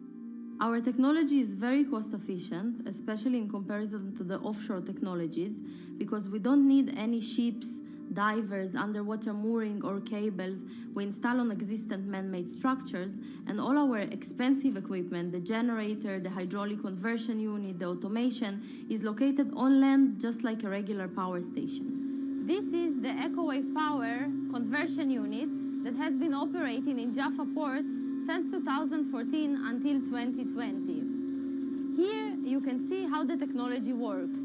Basically, the floaters are going up and down and pushing the hydro cylinders, which transmit biodegradable fluid into land-located accumulators. A pressure is being built. The higher the waves, the higher the pressure, which is used to turn the hydro motor, which is turning the generators. The whole system is controlled by a smart automation system, which you can see right here. And in case of upcoming storms, the system automatically raises the floater above the water level and keeps them in the upward position until the storm passes. The company has been operating a 100-kilowatt grid-connected device in Gibraltar since 2016, which is enough to power 100 households. Currently, Inna and her team are working on another 100-kilowatt project at the port of Jaffa in Tel Aviv. The project will be also the first time in the history of Israel that wave energy will officially connect to the electrical grid. And our goal going forward is to expand it to all suitable breakwaters in the city of Tel Aviv and to supply a significant part of the city's electricity needs. Today, engineers and entrepreneurs are still trying to crack wave energy. Globally, only a few hundred kilowatts of wave energy are deployed, compared with gigawatts of offshore wind.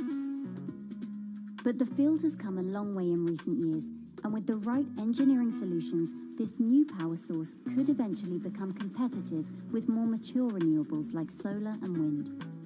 I would have a lot more confidence in the success of wave energy companies today as opposed to like 20 years ago.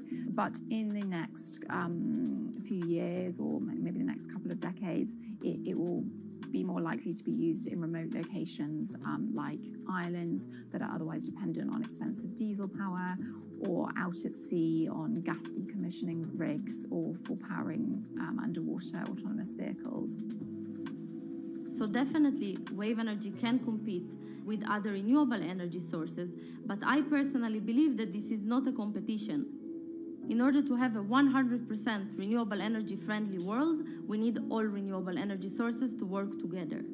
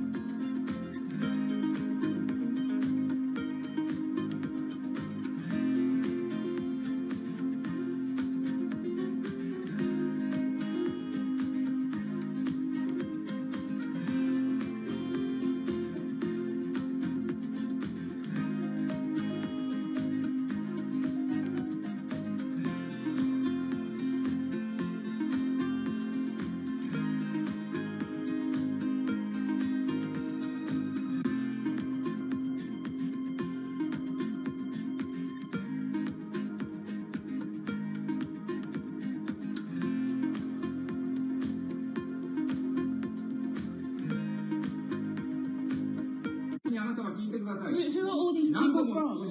Who are all these people from?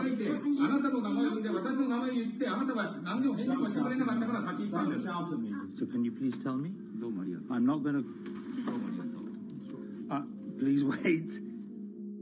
You know, I've covered a lot of companies. I've covered a lot of Machiavellian companies where, you know, people play rough.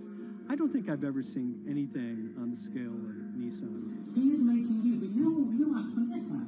I mean, it's corrupt. The system is... One of the most dramatic elements was Ravinder Passi's home being raided by court officials in Yokohama. You scared my wife. You scared my children. I worked in Nissan for 16 years. So Rav Passi's journey into the darkest recesses of the Japanese corporate world started when he was the general counsel, the highest corporate lawyer position in the company. In the past few minutes, Nissan has revealed that its chairman has been arrested after allegations of serious misconduct. He was tasked with investigating Carlos Ghosn. And he was told, conduct an internal investigation and get to the heart of the matter. And then along the way, he started to notice serious conflicts of interest. He is one of the few people who knows an extreme amount of detail regarding the alleged crimes by Carlos Ghosn. And he's now ready to tell his own story on the record about some of the events that happened.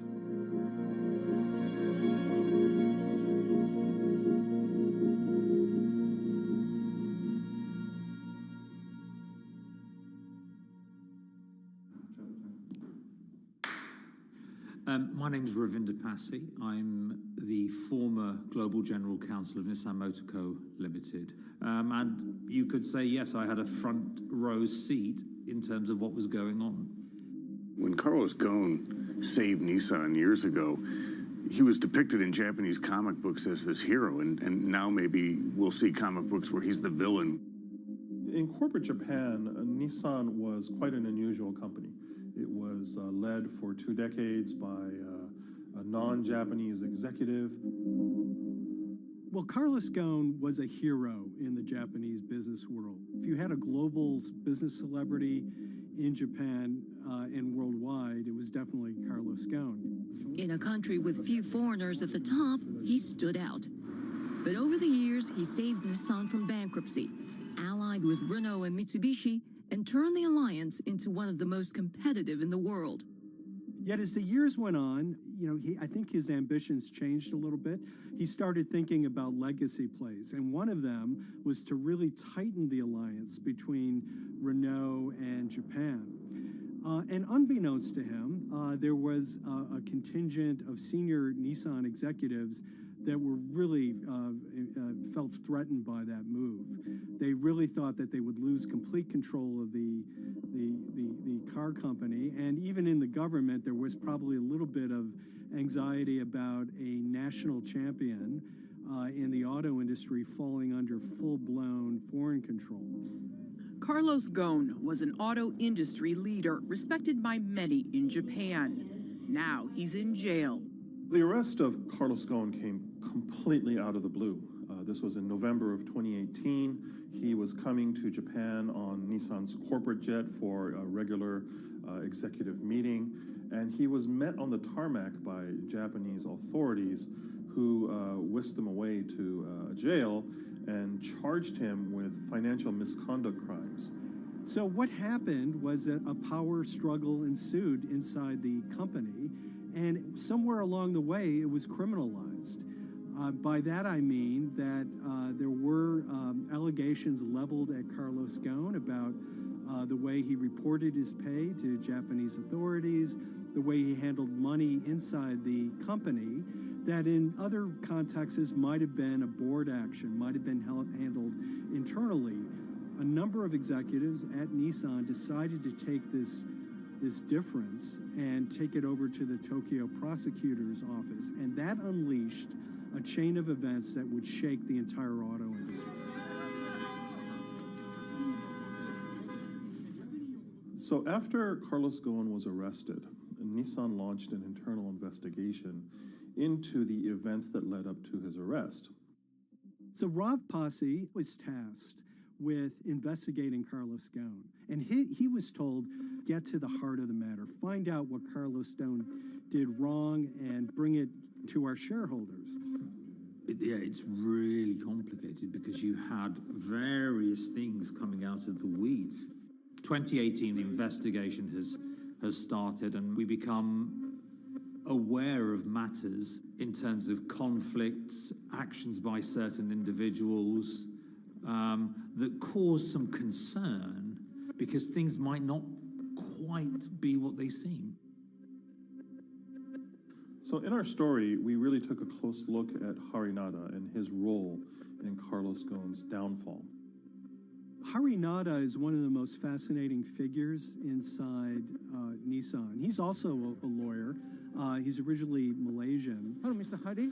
And he had a meteoric rise through the company and became very, very close to Carlos Ghosn and other top figures. He had a front row seat at all the major strategic deliberations at the company. And when he discovered that Carlos Ghosn, as his final legacy play, was going to tighten the relationship between Renault and Nissan, he made a decision to go against Carlos Ghosn. And he became one of the key figures that decided that Carlos Ghosn had to go.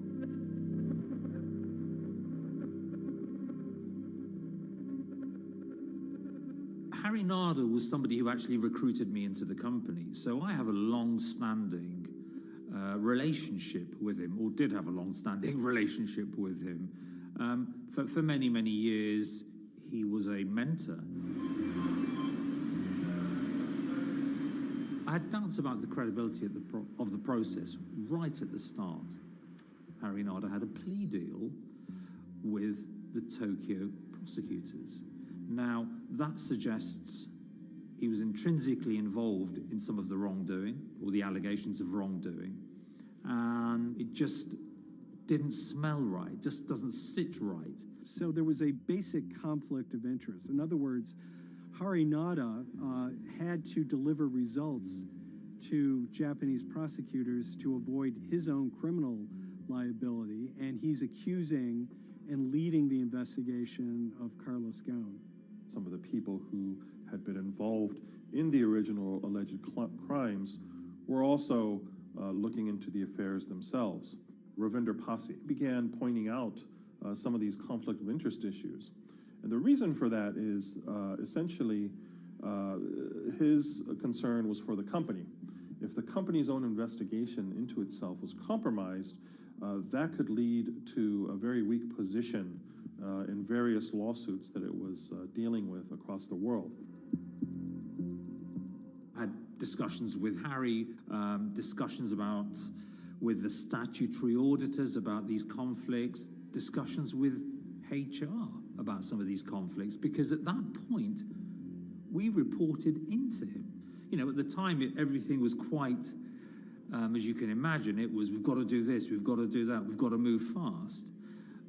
But when you step back and look at some of these things, you just think, my God, what was going on here? Because me, members of my team, were being placed in immediate danger. Your chairman's been arrested, a representative director's been arrested. They both happen to be foreigners. And then now what we need to do, we're being instructed to do, is certain compliance professionals need to go into properties in Brazil, for example, and retrieve evidence. They've got to do it very carefully, because if they don't do it carefully, they're going to get convicted of criminal activities. And likewise, when a team of lawyers were commissioned to go to Lebanon, I mean, one of my immediate concerns was, why are lawyers from Nissan being sent to go to Lebanon to retrieve evidence? These are just lawyers, they're corporate lawyers from Nissan. You had revelations that a number of executives had benefited from share appreciation rights when they shouldn't have. I mean, you know, substantive amounts of money being taken by these guys when they weren't entitled to take them. And you do think, yes, how is this going to look later on? It's going to look quite concerning. So that triggered for me the sort of assessment that, well, I'm going to have to do something, because up until this point, I haven't put down on paper these conflicts and these issues.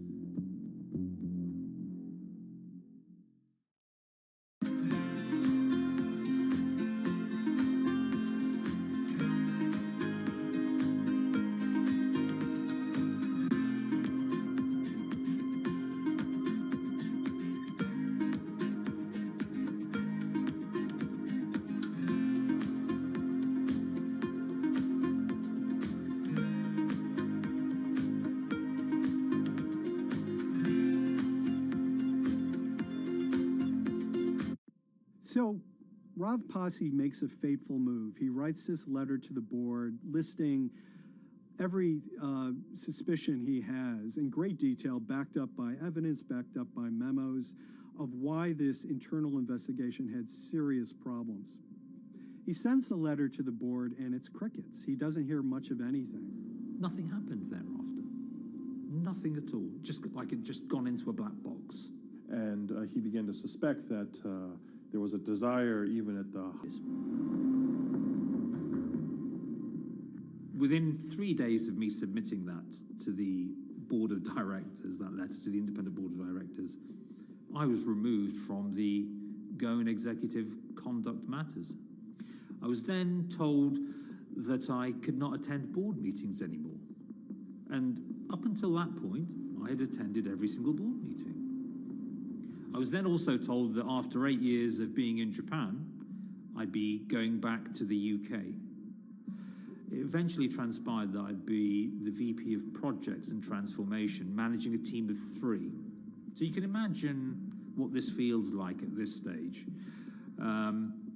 Almost an arbitrary removal from Japan, where I've lived for 8 years, had 3 children there, my family has grown up, and we've been settled there, having a few months earlier been promoted to vice president at a global level, to being almost demoted level, to being almost demoted.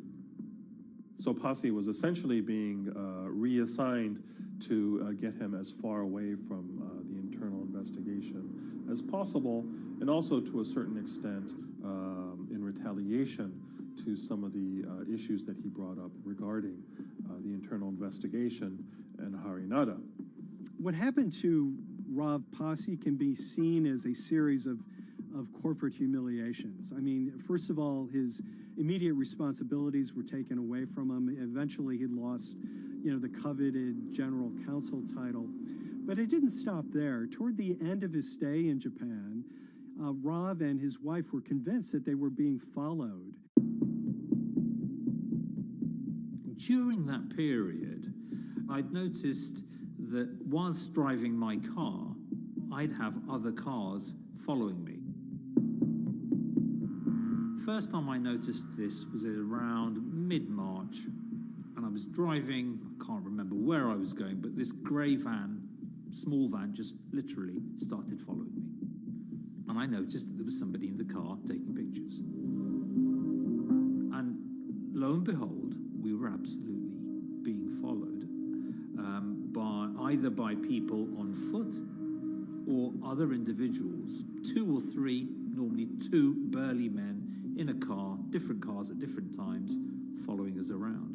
They were following the family as well. And, given I'd seen the Nissan security department behave in a very, very egregious manner with others in terms of following and surveilling, I was very concerned as to what they were doing and who they were giving this information to. Because if they're giving this information to the authorities, you do think, why? What's going on here? I mean, this is just not normal behavior. And this all culminated in a rather dramatic event in the middle of 2020. Who are you people? Where Nissan had hired a legal team and had obtained an unusual court order from the district court in Yokohama to basically do a search of his home and seizure of his corporate laptop and phone and other documents. If you don't let us in now, we have to break this key. So it's a pretty extreme way to treat someone who'd spent 16 years at the company. These people have all come in. We don't really know who they are, apart from the fact that I've been shown a badge that says the Yokohama court. And they're here to recover a laptop and a mobile phone. It was even more weird because I'd highlighted to the directors that certain Nissan executives were trying to recover this laptop and this phone whilst I was still in Japan. And I was very concerned because it had evidence on there that related to misconduct matters and other forms of inappropriate conduct. It was just another form of intimidation, another form of harassment, forcing me almost to leave the company and the country. Because once they'd retained and obtained these items, we were still followed, which, again, I just couldn't understand. What is the point of doing that? You know, this isn't a car company. This is not the KGB.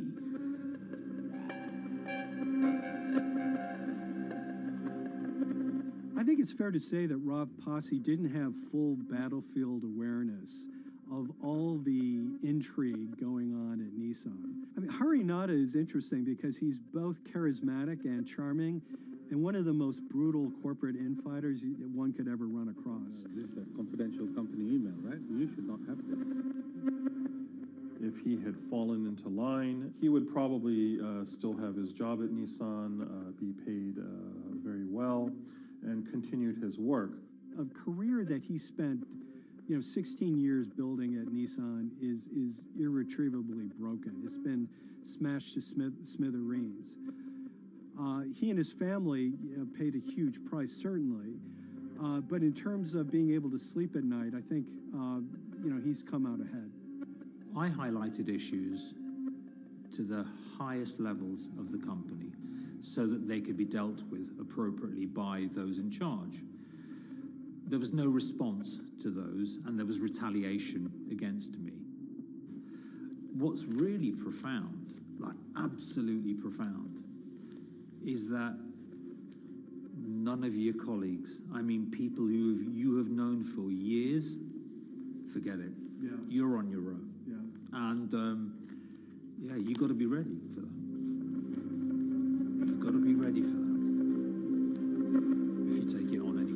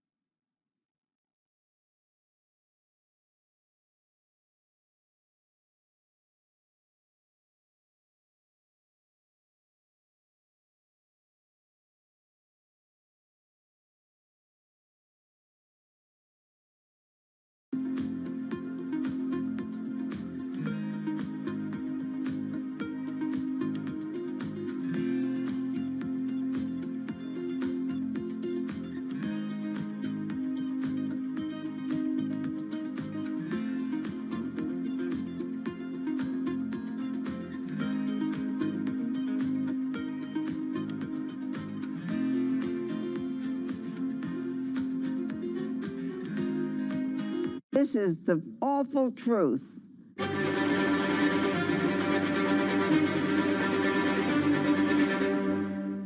There's always someone in the family that's pushing it.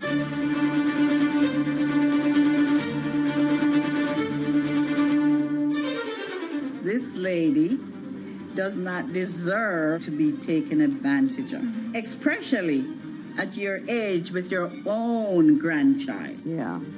My grandma is having to sue them. I'm testifying against them. Nobody's talking. They're one floor below right now. I get afraid to go on the elevator. It's sad that it had to devolve to this. It's like a soap opera to me. It's a very sad thing. It's a family feud. A family feud.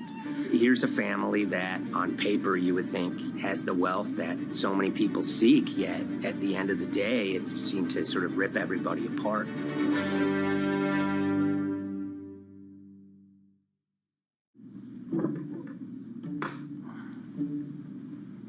My name's Tom Schoenberg. I'm a senior reporter here at Bloomberg News, cover financial enforcement. I was approached by someone close to the Schottenstein family and asked whether or not I would be interested in writing about Beverly Schottenstein and this case that she had against JP Morgan. And it was immediately clear that there was a great story here to be told.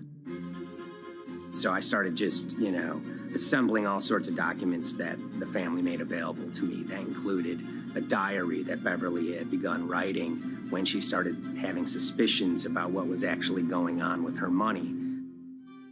Beverly obtained her wealth from the Schottenstein kind of retail empire that has at times included Big Lots, Value City, American Eagle Outfitters, DSW Shoes. Beverly's husband died, and at which point they sold off their portion of the company, bringing them an enormous amount of wealth at around 1990. Estimates of her wealth were around $90 million.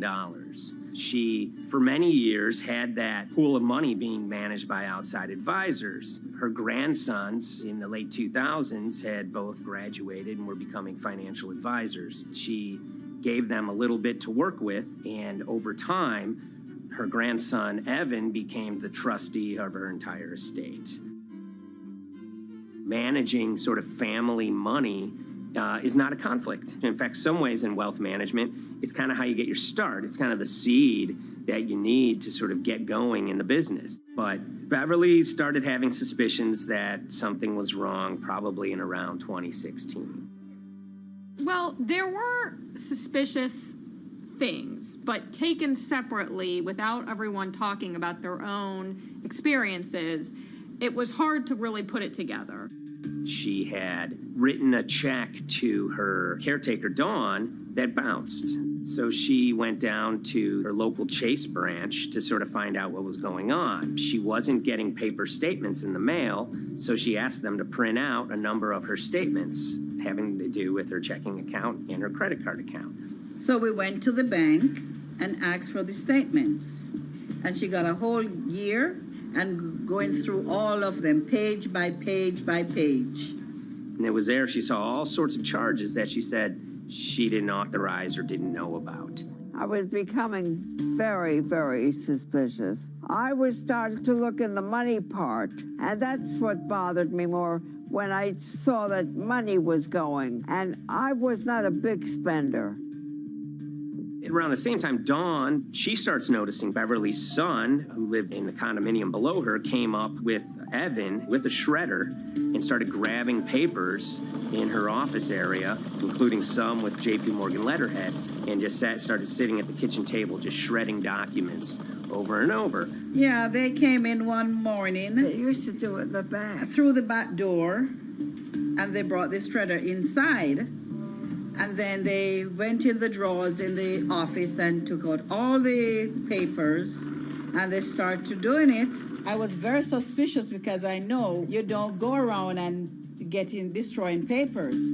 Beverly said that they had done this many times before. That's when she said to me, Dawn, I'm going to write my feelings in this black book. Diary. And it's a diary, and she started writing. Each day, she would write a little at a time. Around the holidays of 2018, a package had arrived, a FedEx package, and in it were materials about a venture capital fund based out of the Cayman Islands. Dawn and some other family members take a look at this, and they see that Beverly is signed up for this fund to the tune of $5 million over the course of several years. And that was really the beginning of it. That was sort of the tip of the iceberg when it became obvious that something was going on, that my grandmother really wasn't aware of this fund. You know, Beverly started to panic. She got really upset and called, JP Morgan's headquarters in New York and asked for Jamie Dimon. She said she was told someone would call her back, but she says that never happened. She wrote a letter to Evan and Avi, and in there she laid out a number of things that were concerning her: unauthorized trading, the checking account.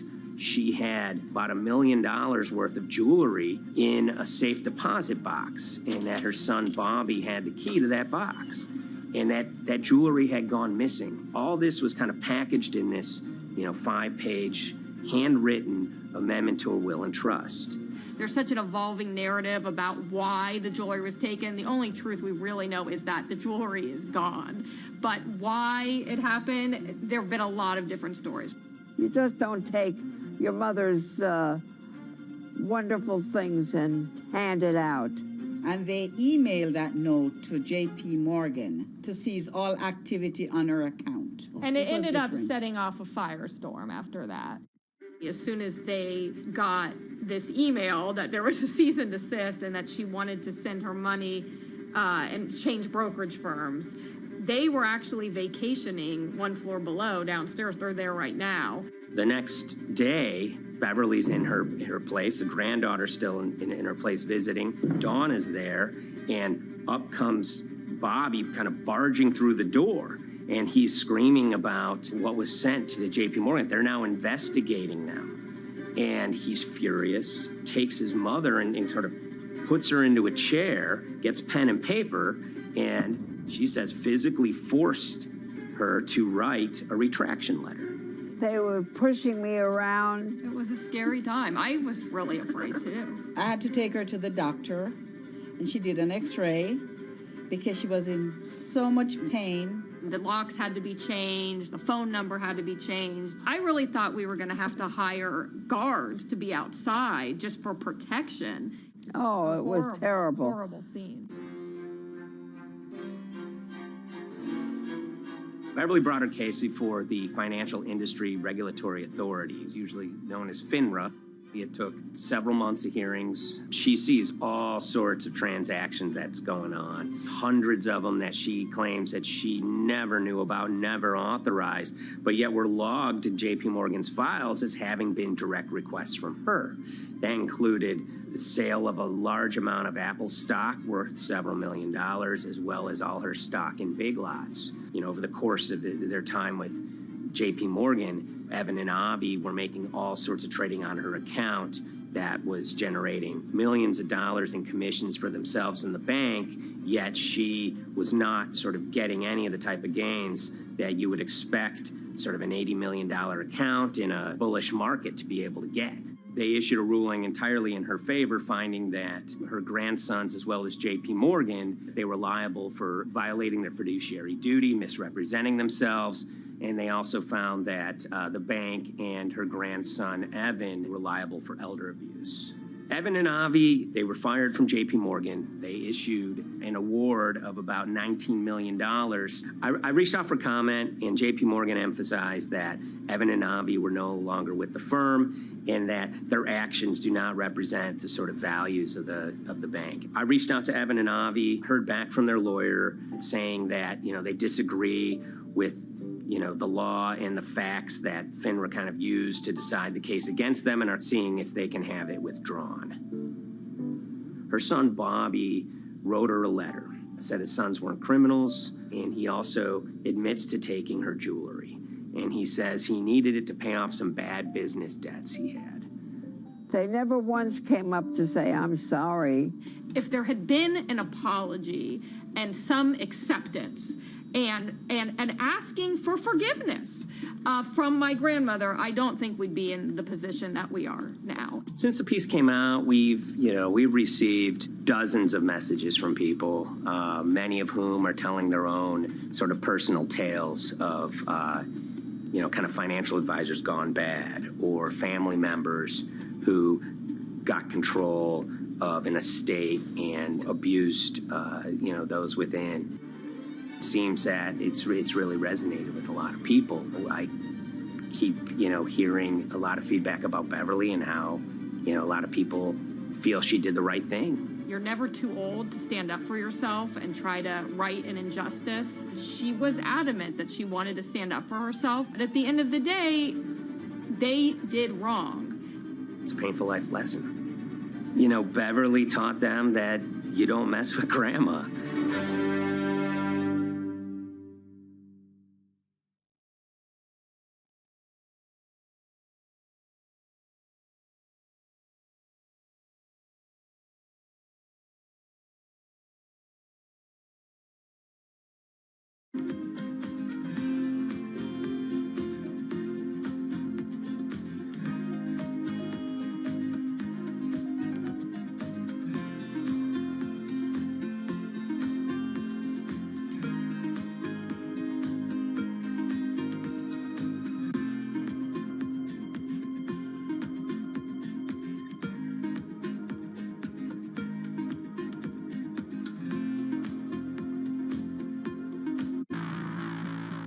On April 20th, oil markets did something they never had before, and they crashed, went into negative territory and closed the day at minus $40. Meanwhile, in a place called Thaden Boyce in Essex, a group of 9 traders, led by a guy called Cuddles, made $660 million over the course of a couple of hours. The price of oil has collapsed to a record low. We've never really seen anything like it. WTI this morning down more than 35%. People maybe wouldn't have been so surprised if the oil price had fallen to zero, but the oil price went to minus 38. It went far lower than anyone had expected. And so lots of people in the market were saying, well, hang on, something else is going on here.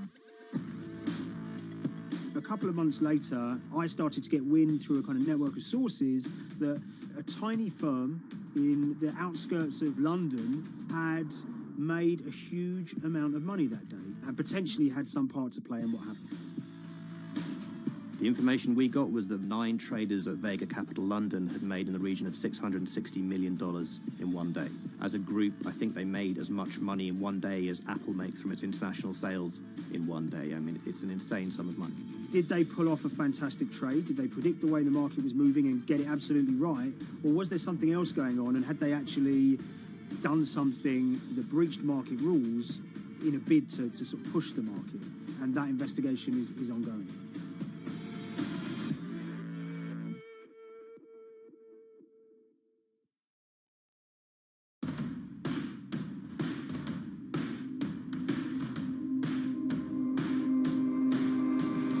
So Paul Commins is a trader who cut his teeth in the pits in the 80s and 90s when everyone had a nickname. His was Cuddles. If you can imagine, that was a very sort of cutthroat type of world where people are doing, hundreds of thousands and millions of dollar trades by shouting at each other, giving hand signals, and then sort of scrawling on scraps of paper. The culture of the trading pits in London was very influenced by the working class guys who became traders there. They weren't like the city bankers that had gone before them. They weren't usually Oxford or Cambridge. They didn't wear Savile Row suits. They were ordinary working guys who happened to have a talent for trading. And a lot of them came from Essex. I think it was 400 traders in the pits, and Cuddles in his oil and gas pit was described to us as amongst the top 3. Amongst that, was very successful and made very large amounts of money as a young man. But inevitably, mechanization and the arrival of electronic markets was the kind of death knell for the pits. And in 2005, the IPE closed down. And when the pits shut down, a lot of the traders who worked there lost their jobs or quit or went to work for financial institutions. But Paul Commins decided to start his own trading collective out in Essex. Some of them are ex-pit guys, cut from the same cloth as him. Lots of them are actually sort of in their 20s, and they're his, drinking buddy's son, or they're his own kids' friends from football. They're young lads, hungry and ambitious, and he brings them into the fold. And fairly shortly, he's got, maybe a dozen or so traders that they're independent, let's be clear, but they're all part of this collective.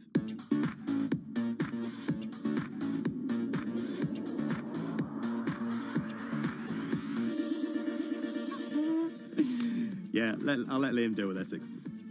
I am from Essex, so I feel like I'm free to, to get into this. Sweet, as they say. If you were to ask someone in Britain how they would imagine a kind of Essex person, they would see someone who's maybe slightly flamboyant, with a sort of Cockney accent, a sort of Guy Ritchie-style accent. Not afraid to splash the cash, but it's probably pretty bright and has done well for themselves. Don't even make sense, does it? But, these guys, they drove around very nice Rolls Royces and Bentleys. They went to places like Marbella on holiday.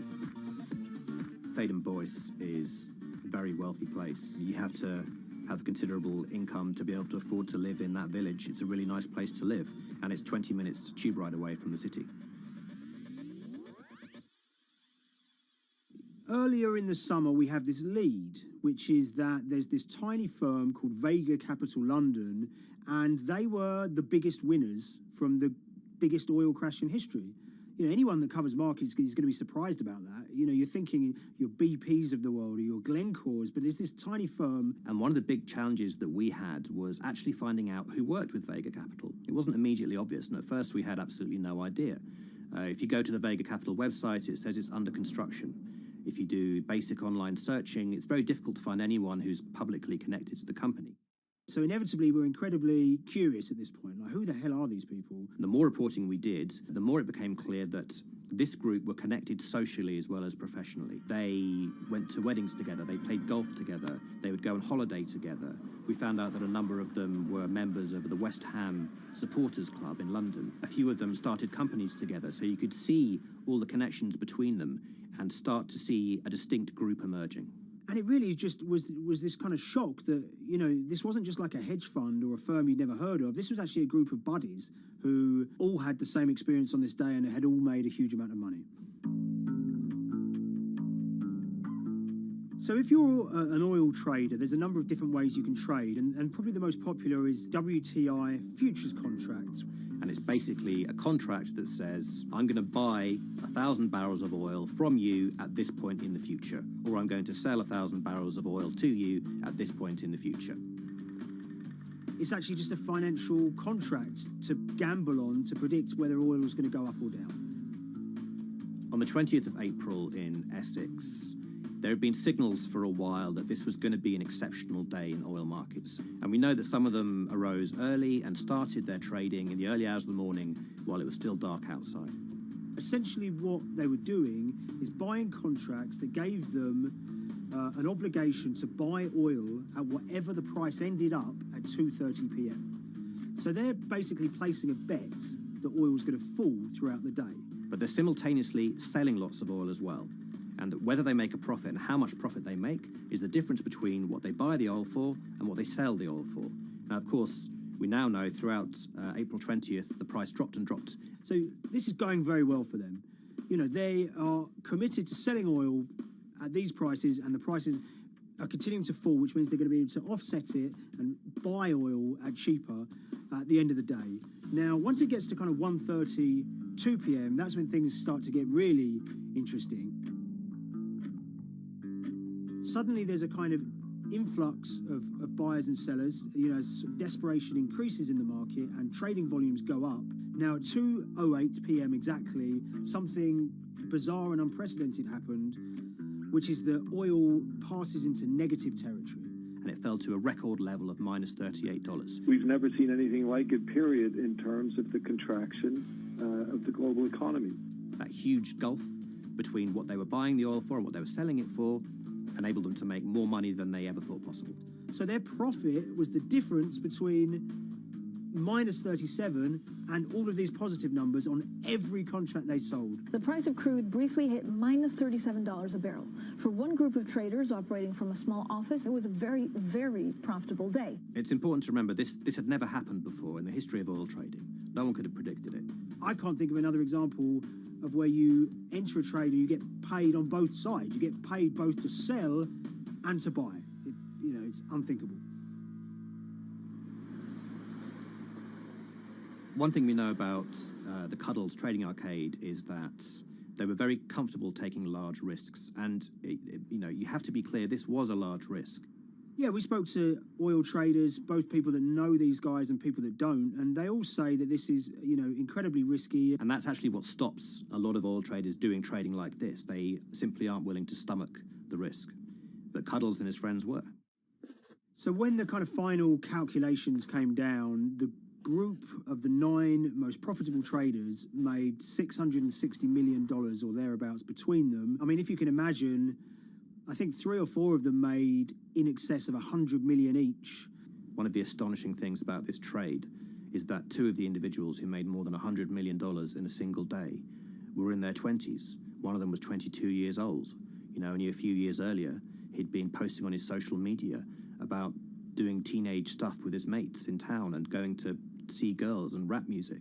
And here he is a few years later making $100 million in a single day's trading. When me and Liam discovered that, we couldn't believe it. We couldn't believe what we were seeing.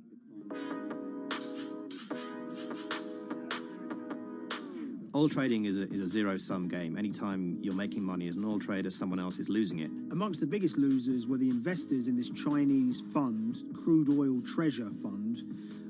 There were thousands of them, and they lost everything. Lots of people had put their savings into oil funds. They lost money that day. Big banks and brokers who sort of stand in the middle of trading parties, they lost money that day. And another interesting thing is that oil-producing countries like Kuwait or Canada, they sell oil as an average of the WTI closing price over the preceding month.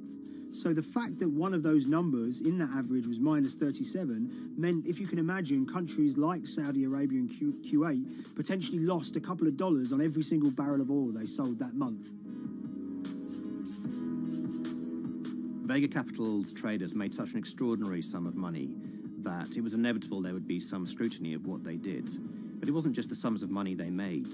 In the vital half an hour before the settlement price was set, they were by far the biggest sellers of oil futures in the market, which is an incredible thing to think about when you consider that the other participants in that oil market are going to be the world's biggest banks, oil majors, BP and Shell, and here you have a group of 9 guys in Essex who are having this significant influence over a global market for oil. I mean, I think you have to assume that if these guys had made $7 million or $10 million, they probably would be celebrating in Essex right now. But the fact that they made closer to 700 million has meant that they are facing understandable scrutiny. We wrote individually to all the Vega traders who did exceptionally well that day, and we got a letter in response from a law firm representing the group.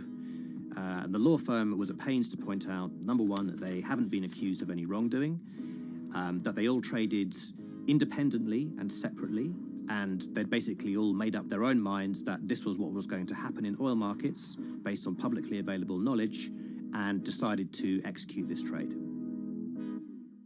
What I love about these stories is there's a real variance of opinion, and some people will look at what happened and think that must be dodgy. They all traded at the end of the day. They all made a huge amount of money while all these people lost. That's shocking. But lots of people say these guys are at acute disadvantage. They're in a market that's inhabited by, huge technology-driven funds and firms and oil giants that have got all the advantages in the world, and when you get a bunch of Essex geezers who essentially beat the market and find a way to make a huge amount of money, they should get a pat on the back, really, because that's the dream. Since this happened, a lot of the guys have stopped trading the monthly settlements that they'd done so well at in the past. Several of them have set up new companies. They've essentially gone very quiet. Any kind of social media presence they had has kind of closed down. By all accounts, they're, waiting this out. It's certainly too early to try and predict how the regulatory investigations are going to pan out. We just don't know. There's a number of potential outcomes for these guys. Potential punishments if there are any findings of manipulation against Vega or anyone affiliated with it might be you could be fined, you could be banned from trading, and in the most extreme cases there have even been criminal prosecutions in the past of people who have been found to have been manipulating the settlement and misconduct related to trade at settlement. There are other outcomes too. One obvious one is going to be they're able to walk away from this life-changing trade with all the money that they made and celebrated as heroes in the trading community. That they'll go down as legends.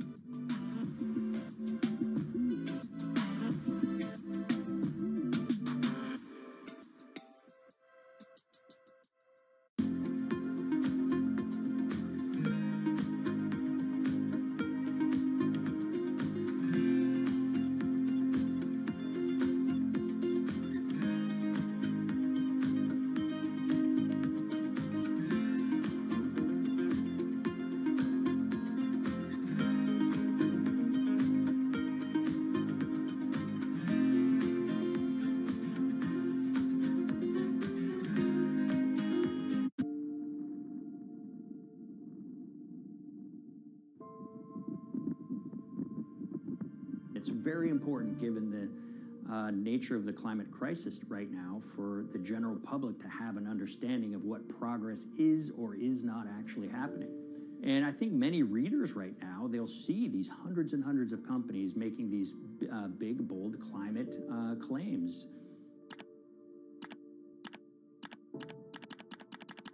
And they would be forgiven to think that we're well on our way to meeting the emission reduction trajectory we need to be on. And the reality of the matter is we're just not on that trajectory. And a key reason for this sort of disconnect is the use of offsets that aren't doing what they claim to be doing. We have a massive potential for sort of willful blindness. We can convince ourselves of things regardless of what the facts are.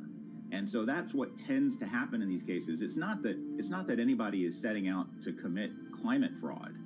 They sort of walk themselves into a situation and they convince themselves of one thing, and that allows them to convince themselves of another thing.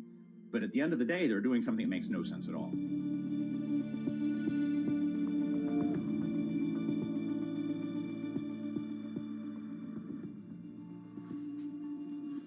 My name is Ben Elgin. I wrote the story about how the billion-dollar market for carbon offsets is setting back the fight against climate change. So one of the challenges in reporting on carbon offsets and trying to figure out what's going on is really finding good experts who have been steeped in this marketplace and are willing to candidly talk about it. One of the best people for this is a fellow named Mark Trexler, and I've been talking to him for more than a decade.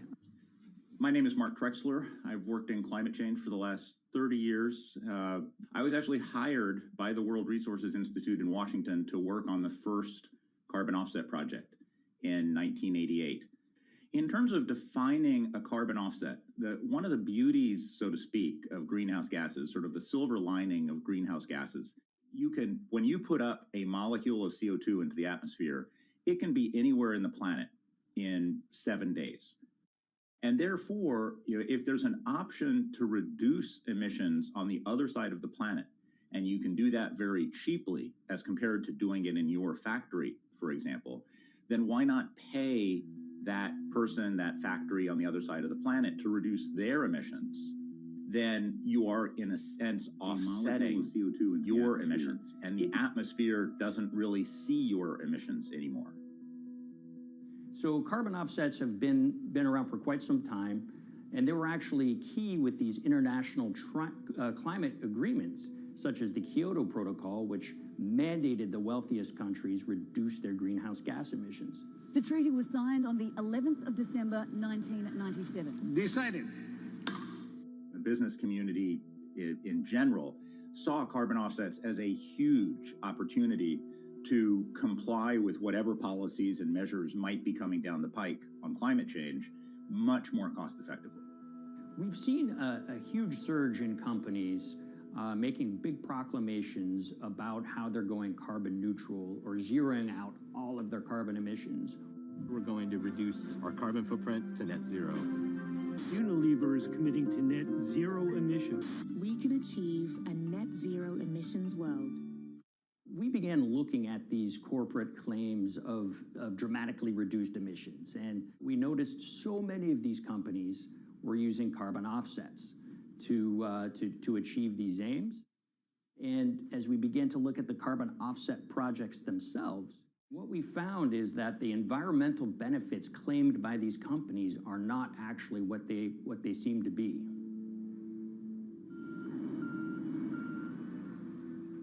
And as we sort of saw and spotted a number of these very aggressive carbon offset projects, which appeared to be generating inflated credits or bogus credits, we saw a number of them were associated with the Nature Conservancy. This surprised us. The Nature Conservancy is the world's biggest environmental group. They have about $1 billion a year in revenues, and they've been around for 7 decades. They've preserved about 125 million acres of land, and they've done so many good works over the years, and they've been very strong in terms of working with corporate partners. The Nature Conservancy has taken a different approach, a very pragmatic and pro-business approach. They will not go out and criticize a big polluter, but they're very happy to work with them. Some might say that, well, that's selling out, but others would say, and those at the Nature Conservancy would say, these companies have deep pockets. They can help fund important preservation work, and we have absolutely no problem working with them on this stuff. So companies are very warm, and they've partnered with the Nature Conservancy for many years. And yeah, it definitely lends a sheen of credibility to these projects. Here's 20 new reasons to visit Disney World this year. 1, 2, 3. If you look at, for instance, Disney, that's a sprawling company with theme parks and cruise lines that burn up diesel fuel. They have office buildings and television studios that consume electricity. So these companies are trying to make major reductions in their carbon footprints, but it's very difficult to change these fundamental ways their businesses operate. So Disney has been a big buyer of carbon offsets that are orchestrated by the Nature Conservancy. One of the projects that they buy from is called Pennsylvania Ridges. And that's a plot of land. Most of the land is actually about a 3-hour drive outside of Philadelphia. Interestingly, this land, 3,000 of these acres, was actually acquired by the Nature Conservancy in the late 1990s. This land was imminently threatened. There was a pending logging contract on this land. So they do what they've done so well for all of these years, which is they go out, they raise money from local philanthropists, and they go buy this land to protect it from developers and loggers. And at the time, according to an archived version of the Nature Conservancy's website, when they were proudly announcing this deal, they said, these threats have been abated because of this acquisition by the Nature Conservancy. So it's really interesting now, fast forward 2 decades to earlier this year when they put forward this carbon project. And if you look through it, this land is a key part of that carbon project. And what they're now saying is this land is now, once again, imminently threatened. 72% of the trees are going to be cut within 5 years. Now, this is just astounding because this land is owned by the Nature Conservancy. They do not clear-cut land that they've bought through philanthropic donations. So this scenario that they've put forward to get carbon revenues is not really plausible. And what that means is when you have Disney coming in and buying these credits, when it eventually lowers its carbon footprint because of these credits, well, that won't be a credible or truthful claim by Disney.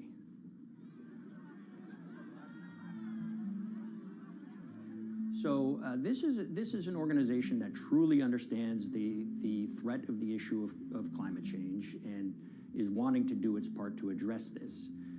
However, in this situation, it just appears their drive, which they've had for decades, to increase the amount of revenues that it can use for land preservation work, Nature Conservancy and many others see that the carbon credits as a pot of money that they can tap into to further their own benevolent aims.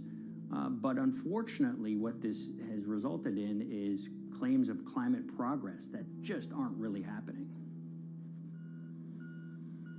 So the Nature Conservancy defends vigorously these deals, and they and others will say, look, our projects are just following the rules that these registries set up. So some would also put some of the blame on the registries themselves because they're setting up the rules which allow these vapid projects to get up and sold.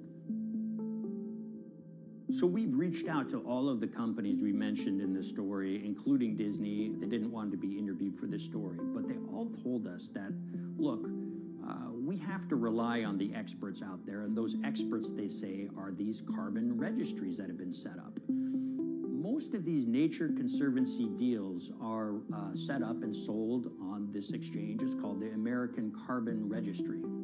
Now, it's the oldest of these registries that allow voluntary carbon credits to be sold. They've been around since 1996.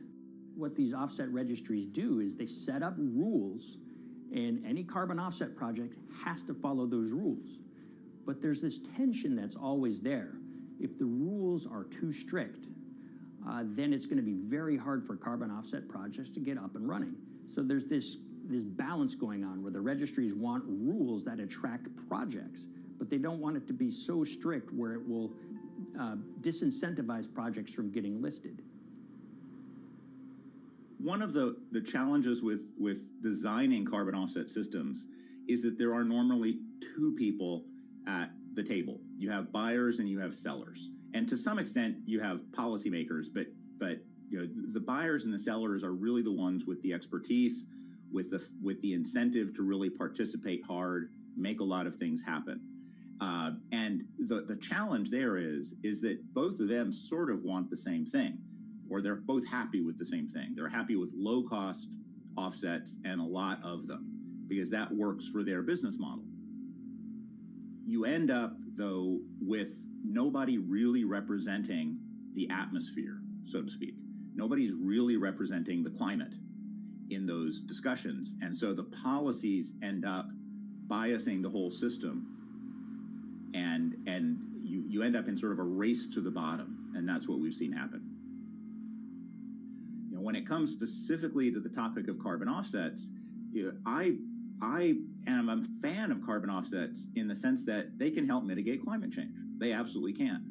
But, you know, if we're not going to do it correctly in a way that actually does help mitigate climate change, then it's nothing but a distraction. And, you know, after 30 years, you have to start wondering, is it really just a distraction? And that's really unfortunate, but that's where we are. Ultimately, what needs to happen is systemic change. You know, we're sort of nibbling around the edges with some of these different things. We need to change how we produce energy. We need to change how we transport ourselves. We need to change what and how we eat. You know, we need systemic change associated with transitioning to a low carbon economy.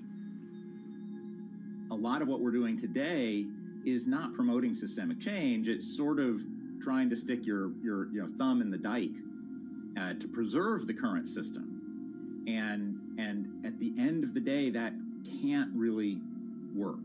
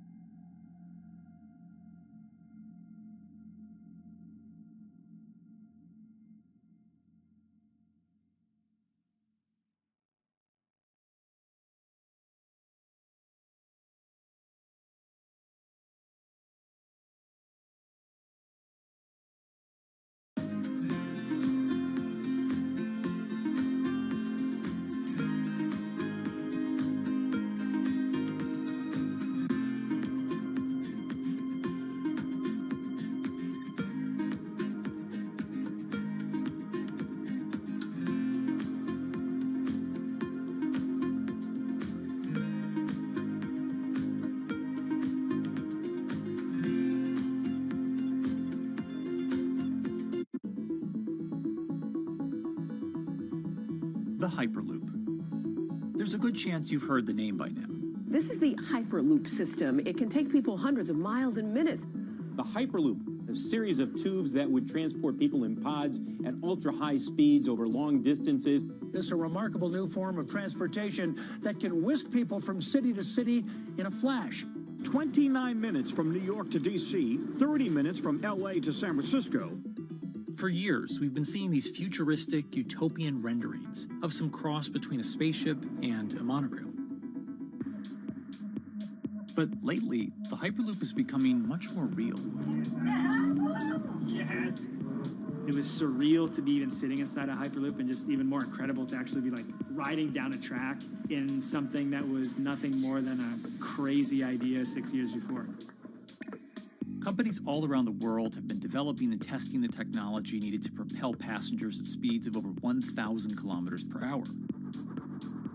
But for many, speed is only the first step to unlocking the full transformational effects of a new mode of transportation. Fast is what we just sort of take for granted in the Hyperloop world. It's the network effects that really deliver the benefit.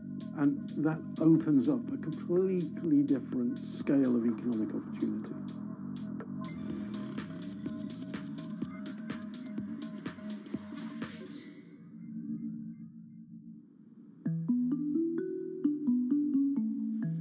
We've got planes, trains, automobiles, and boats for getting around Earth. But what if there was a fifth mode? And I have a name for it, which is called the Hyperloop. The Hyperloop? Hyperloop, yeah. In 2013, while riding high on the growing success of Tesla and SpaceX, entrepreneur Elon Musk released a white paper outlining the basic framework of the technology he called Hyperloop. The basic idea goes a little something like this. A tube reduces the air pressure to a near vacuum-like environment. A Hyperloop pod is then suspended in the tube, usually by magnetic levitation. The whole pod can then be propelled forward. Because there's no traditional friction sources like air resistance or rolling friction that would push back against the pod, the Hyperloop is able to move at incredibly high speeds and do so fairly efficiently. Despite its futuristic name, however, the general concept behind Hyperloop is actually pretty old. In fact, New York City's first attempt at an underground public transit system in the 1870s was based on a similar principle. The pneumatic transit system was short-lived, however, only stretching one block and topping out at a rather leisurely 10 miles per hour. While Elon would make some 21st century improvements to this concept and bestow a very 21st century name, he wouldn't end up pursuing the technology itself, instead electing to focus his efforts on something a little bit deeper, literally digging the requisite tunnels via his boring company. It would take another billionaire industrialist who dabbles in spaceflight. No, wait, not that one. Yeah, that's the one. After Richard Branson would make a large investment in the company Hyperloop One, it would be renamed to Virgin Hyperloop. What we've always been trying to do as a company is show that this technology could work, that it could be made safe, and that ultimately it's something that's happening in the next couple of years, not the next 20 years. Josh Geigel is the co-founder and CEO of Virgin Hyperloop. In a familiar tech startup story, he's seen the project go from a garage to a large-scale testing facility outside of Las Vegas. So we started building the first kind of Hyperloop system in 2016. We've done a lot of work, about 500 tests that we've done on that over the last 5 years. And what we realized that we need to do is take that technology, show that it can be commercial, so drive the cost down, improve the efficiency, improve the performance. But the key thing is actually making it approachable and safe for individuals. In order to do that, Josh, along with Virgin's head of passenger experience, Sarah Lucian, bravely volunteered to take the inaugural ride. What her and I were realizing is we're the first two people sitting in a Hyperloop. The only type of people that have gone through this environment are in spacesuits, and there we are in just normal clothes because of the system, the safety of what we've designed. 3, 2, 1, launch. And then once we started going, you felt a bit of acceleration. We accelerated a little bit harder than we would in commercial. It'd be like a sports car. Yes. We got up to about 108 miles an hour on that test. And it's a short run. It's about 500 yards or so. And came to a stop. The test, lasting only about 20 seconds and covering only a quarter of a mile at just over 100 miles per hour, is a long way away from a true functioning Hyperloop. But as for optics, it's a crucial step for the future of funding. The number one question we got from investors or from project proponents or just people in general was like, is a Hyperloop safe? And what better way to show something is safe than by actually getting people on it? But convincing investors and governments that would likely be fronting some of the construction costs for an unproven technology is no easy task. First and foremost is the question of safety. Most people don't know how an airplane works, but yet they get on an airplane. They get on an airplane because, it's faster than driving, and most importantly, they've probably gotten off of one before, they've seen someone get off of one before. And so what we set out to do was actually show that Hyperloop could be safe with two normal people, not astronauts, not adrenaline junkies or test pilots or anything like that. Two normal people getting on a Hyperloop, and then most importantly, those two people getting off. But beyond safety concerns, constructing Hyperloops will undoubtedly require a significant capital investment to the estimated tune of around $60 million per kilometer of track. So a track from San Francisco to Los Angeles, for example, is likely to come with a price tag over $10 billion. And before large governments are willing to come in and front those costs, investors who are funding Hyperloop development must accept it as a long-term mixture of technology and infrastructure investing. Investors that are used to short returns because you're developing apps or something to that effect, those aren't the investors that really get excited about Hyperloop. What you start to see is the people that are looking at platform technologies, right? So this idea that because the smartphone existed, Uber could exist, right? So who are like the Vanderbilts of this century? And that's the part where you're going to get a lot more no's than yeses. But those people that have the ability, the fortitude to stick it out, to see the game-changing platform here, those are the people that we're looking for. And since we've done that passenger test, there has been a lot of interest that's really, this is a lot sooner than I thought.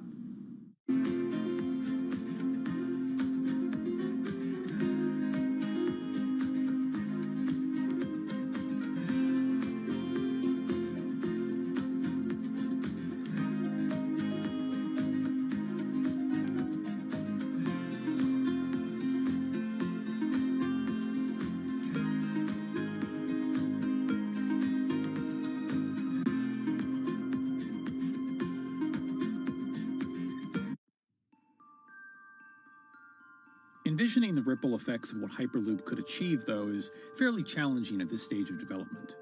It's fast, yes, but for point-to-point travel, traditional maglev trains can move pretty fast as well.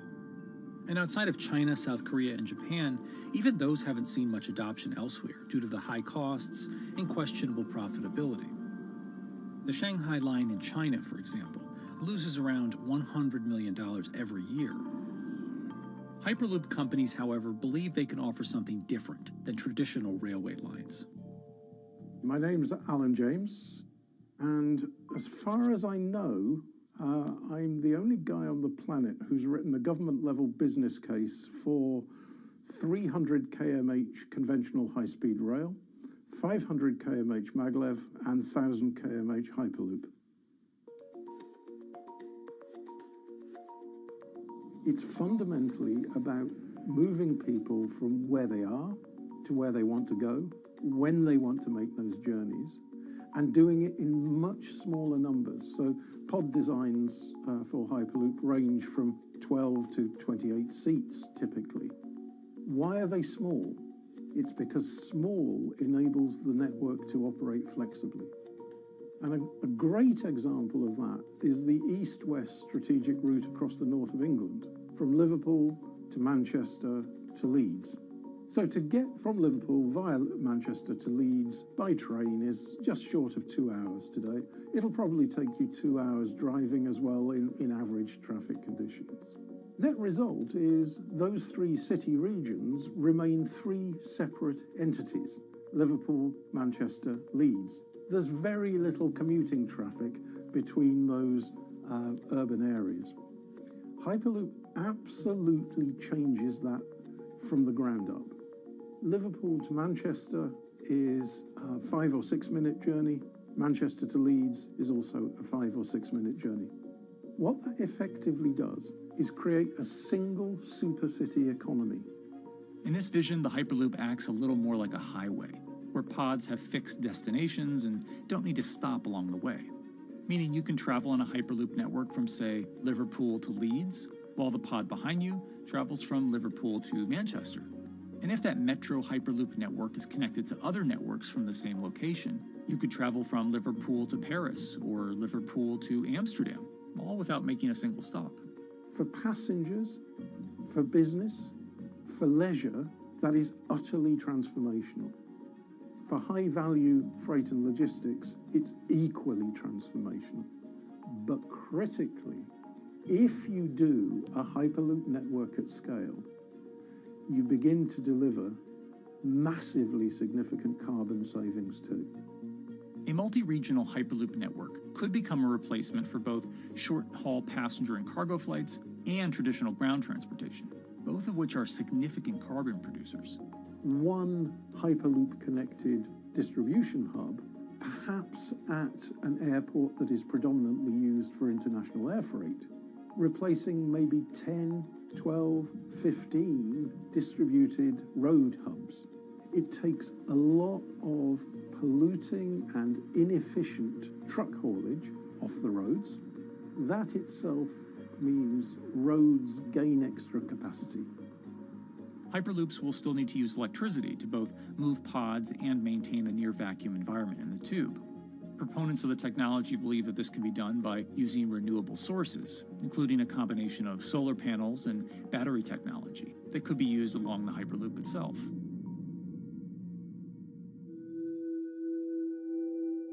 But even with all multipliers of time and carbon emission savings that a Hyperloop network may provide, the investment capital required to actually build such a network becomes even more economically and politically daunting. Committing doesn't mean spending billions on day one. Committing means, how do we phase it?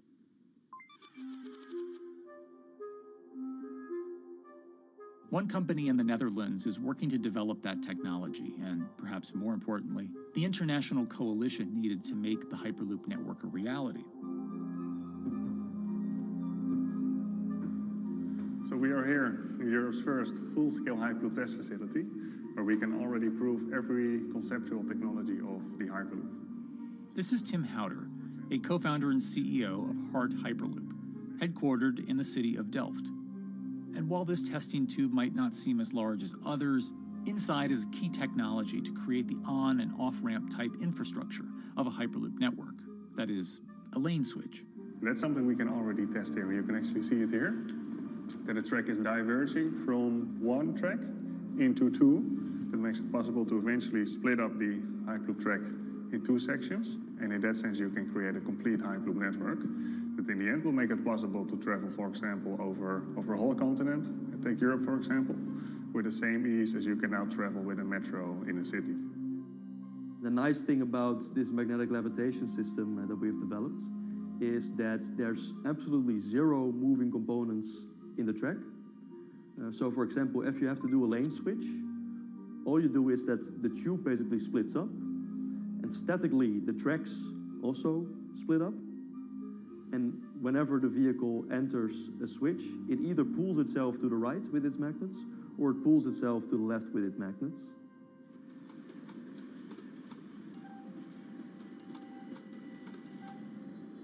Lane switching on traditional rail requires the physical movement of the rail. Even modern magnetic levitation tracks use lane switching techniques in order to transfer trains from one track to another.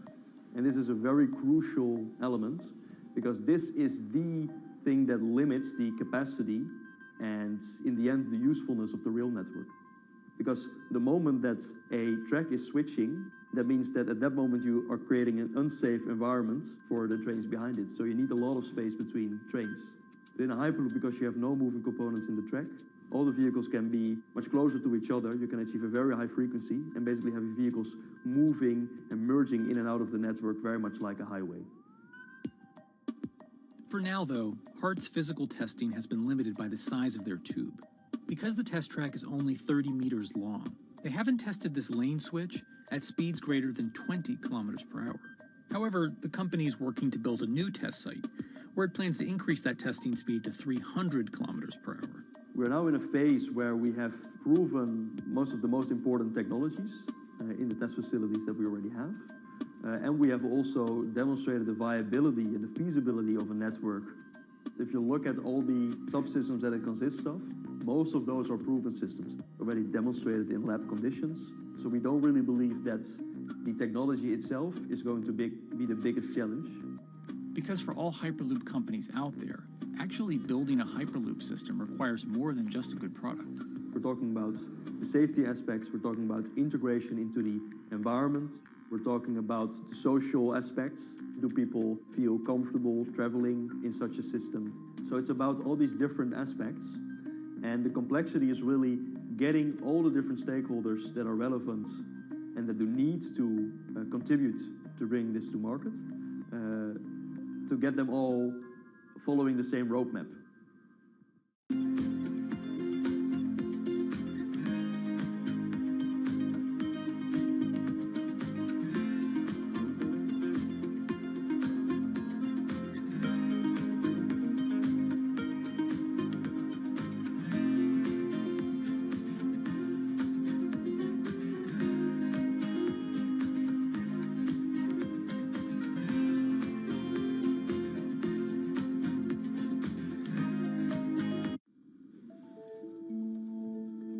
In order to help build this coalition of private and public interest in Hyperloop development, HART in 2018 partnered with other Hyperloop companies from Europe and Canada. The goal was to define, establish, and standardize the framework to regulate Hyperloop systems. Right now we are working with all the Hyperloop developers together in setting up the first, let's say, structure for starting the standards drafting. One of the most important goals for HART is interoperability, which is essentially making sure the different systems can communicate with each other. Interoperability is so important because what we want to achieve is actually have this seamless travel experience. So you don't want to end up, for example, going from Madrid to Paris and then switching because you need to use a different technology to get, for example, to Amsterdam. The idea being that as companies around Europe create the first commercial Hyperloop tracks between individual cities, one day those can all be connected to a larger network. Everyone that believes that Hyperloop is a future transport system also realizes that there is a need to have this network because that's where Hyperloop thrives. Hyperloop is such a huge project. It's definitely not something that you can do on your own or as a single company. So you need to do it with a lot of other companies. You need to have the governments. And I think in that sense, the biggest challenge that we've encountered is to really get all the required parties together to take the steps in development and in commercial implementation. HART's next plan is to build the European Hyperloop Center, an open testing facility which will include a 2.6-kilometer test track. And the company hopes to test travel speeds there at up to 700 kilometers per hour. Virgin Hyperloop is also racing to construct the first commercial Hyperloop route, with projects in various states of development in India, Saudi Arabia, and the United States. Recently, the company announced plans to build a Hyperloop certification center in West Virginia, which will include a 6-mile-long test track. Proving the technology here will be crucial if Hyperloop networks can find a home among infrastructure investments that the Biden administration hopes to make. The idea that there's multiple Hyperloop companies, I think, is a redeeming aspect in the business. People really want to see something happen, so having multiple people move forward is good for that. I was struck when Josh and Sarah rode the pod. 2 or 3 of the major outlets used the phrase, "We now have a new mode of transport." And although all of that technology had existed before those 2 human beings rode it, it was the moment at which those 2 human beings traveled that short distance down the tube that in popular imagination, Hyperloop became a mode of transport. The metaphor I use with my team is that, the Wright brothers were first, but none of us fly on Wright brothers airlines anymore. If you don't continue to innovate, you're not going to be around, and so we'll continue to be at the forefront of building Hyperloop. Back in 2013, Elon had an idea. I think the difference now in 2021 is some brilliant engineers have spent real time grinding out the details. And I thoroughly expect the next 3 to 5 years to be decisive.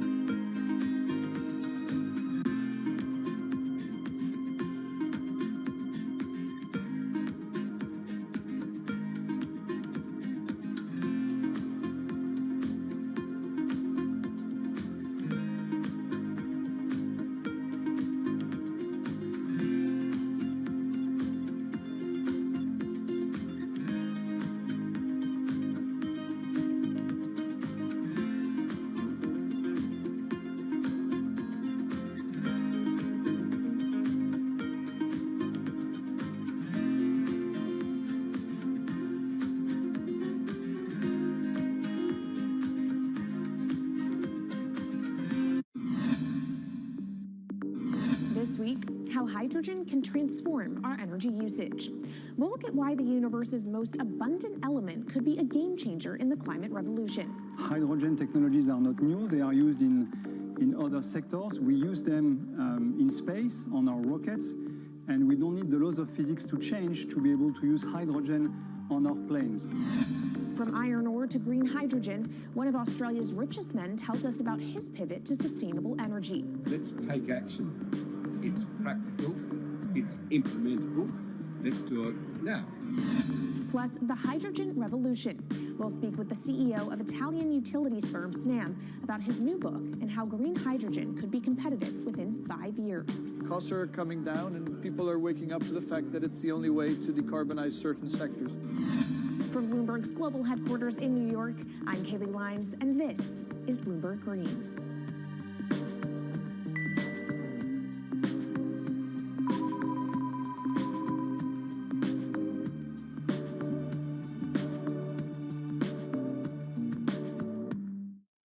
It's a new year, so here at Bloomberg Green, we're highlighting new solutions in the fight against climate change.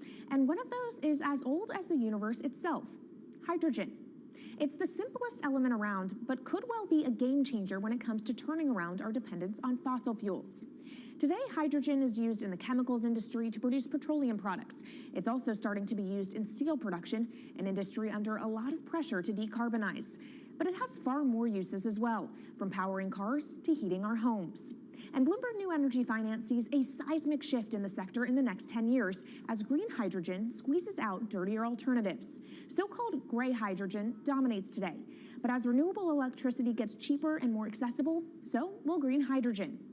In this week's edition of Bloomberg Green, we'll explore what this push into hydrogen means for tackling climate change. We'll hear from Australian billionaire Twiggy Forrest about his pivot from iron ore to hydrogen, and we'll also speak with the CEO of Italian utility company Snam about his book, The Hydrogen Revolution. But first, what are we using hydrogen for? And why does it actually matter? Christine Lee Edwards explains. Hydrogen, the most plentiful element in the universe. On Earth, we find it mostly bonded to oxygen in the form of water, or in other gases known as hydrocarbons. Hydrogen gas, H2, burns hot and clean, making it an attractive tool in the race to net zero. But isolating hydrogen from other elements is no easy task.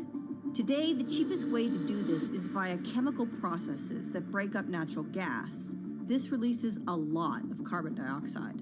Another method is to use electricity to split water molecules in a process called electrolysis. Although there is no carbon byproduct, a lot of electricity is needed. And if this power comes from burning coal or gas, it negates the zero emissions goals of using hydrogen to begin with. Hydrogen produced in this way, powered by fossil fuels, is called gray hydrogen. If carbon capture and storage is used together with fossil fuels, then it becomes blue hydrogen.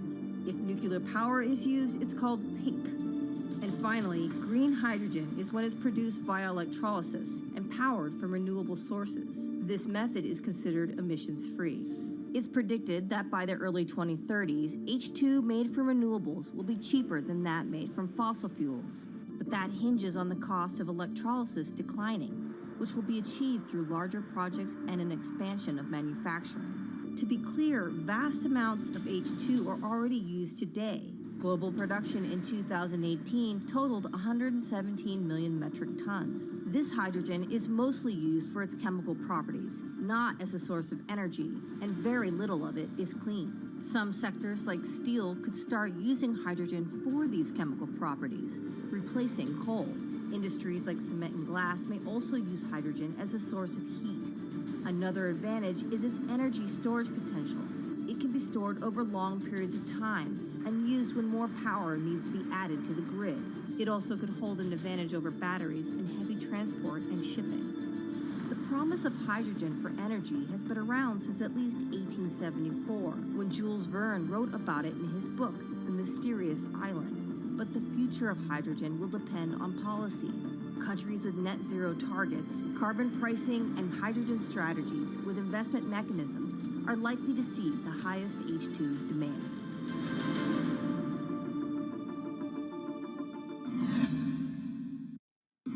That was Bloomberg's Christine Lee Edwards explaining what hydrogen means for the energy transition. But how are businesses approaching the sector? Well, one of Australia's richest men is making a big play into hydrogen. Andrew Forrest, better known as Twiggy, made his fortune from iron ore, being the chairman, former CEO, and major shareholder in Fortescue Metals, one of the world's biggest miners.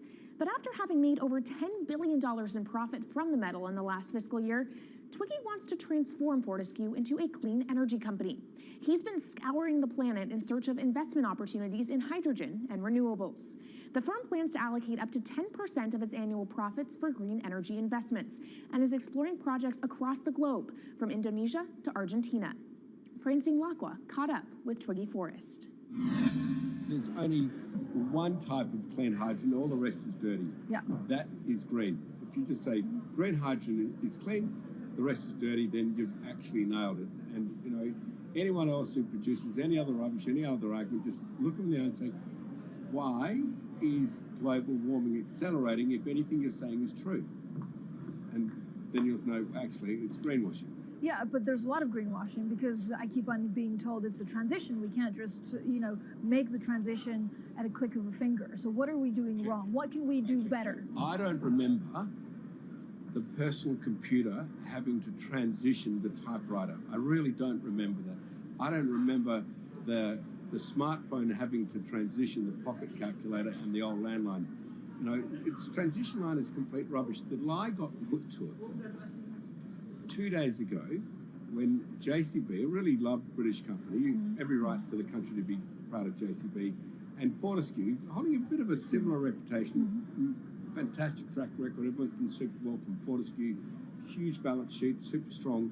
When those two companies got together and agreed a $79 billion US agreement per annum, right, then that's a real wake-up call to say, hang on, green hydrogen is obviously commercial now. You know, every other form of fossil fuel hydrogen, you know, it can compete with it on price, it can probably lose on price, but what we know, it is cooking the planet. And only green hydrogen zero methane, zero carbon in the supply chain. Don't worry about the molecules in the supply chain. But at the moment, we're not even phasing out coal, if you look at the G20 communique. So we have a long way to go to talk about only using green hydrogen.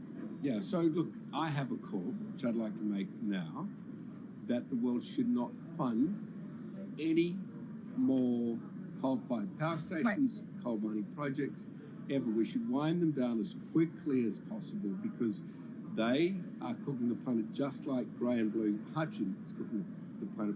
Yeah. You know, hydrogen, which is not made from renewable electricity, is releasing 10 to 16 times more carbon, let alone the methane, which is worse, than it is hydrogen. So we've just got to stop doing things which are self-harming under the guise of greenwashing. So why are leaders so slow? Even if you look at the appetite for ESG investments, they're growing exponentially, so are emissions. So where are we allocating capital? Okay, so take the recent G20. There's probably a reason why there wasn't strong action coming out of the G20 because people were not aware that major transactions between large companies were taking place now on green hydrogen, that actually this pollution-free all the way to the supply chain fuel is now being transacted at multi-billion-dollar scale. If they'd known that, I don't believe any sovereign leader or any energy minister or climate change minister could not take ultra seriously that green hydrogen is now here to stay. It's broken through. History has been made. It will never go back. Okay, what is the one thing that you would tell leaders today and business leaders? How do we transition faster than what we are now because we're at real risk of missing our targets? Oh, so that's really simple. You stop funding, you stop subsidizing, you stop using money into fossil fuels. It could be carbon sequestration, it could be fuel rebates, it could be anything. Hundreds of billions of dollars getting ashed while we ash the planet on fossil fuel subsidies. Because we haven't had that renewable electricity, we haven't had that green hydrogen, we've kind of been pushed down. It's all sorts of excuses. Oh, it'll never be commercial. It'll never be supplied in the quantities we need it.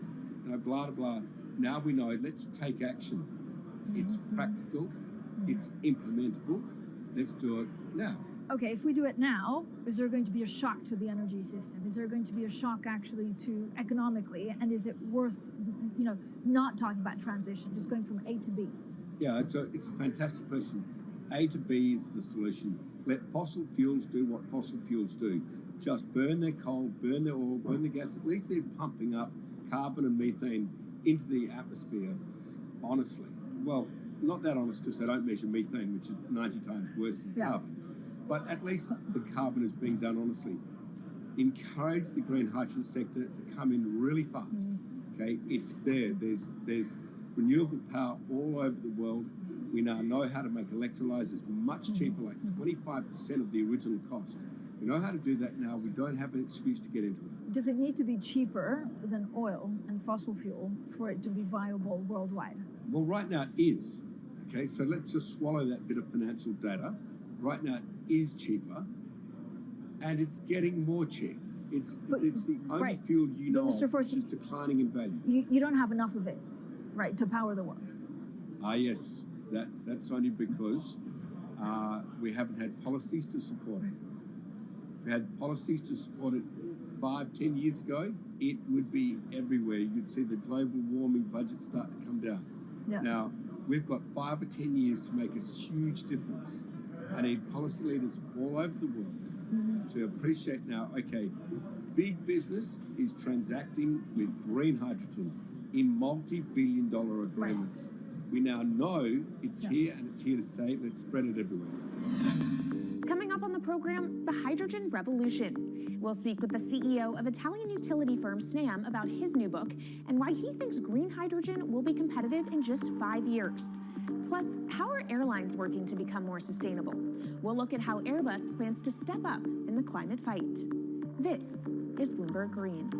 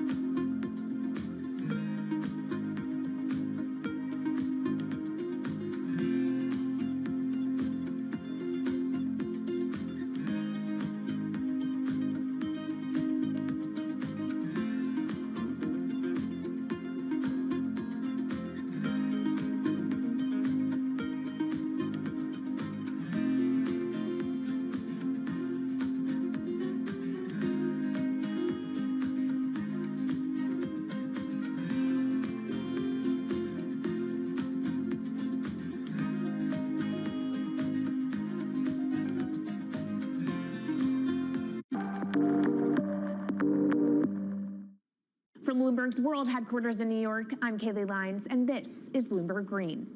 What will the world look like in 2050? Will global temperatures have stabilized, electric vehicles be abundant, and solar and wind power homes around the world?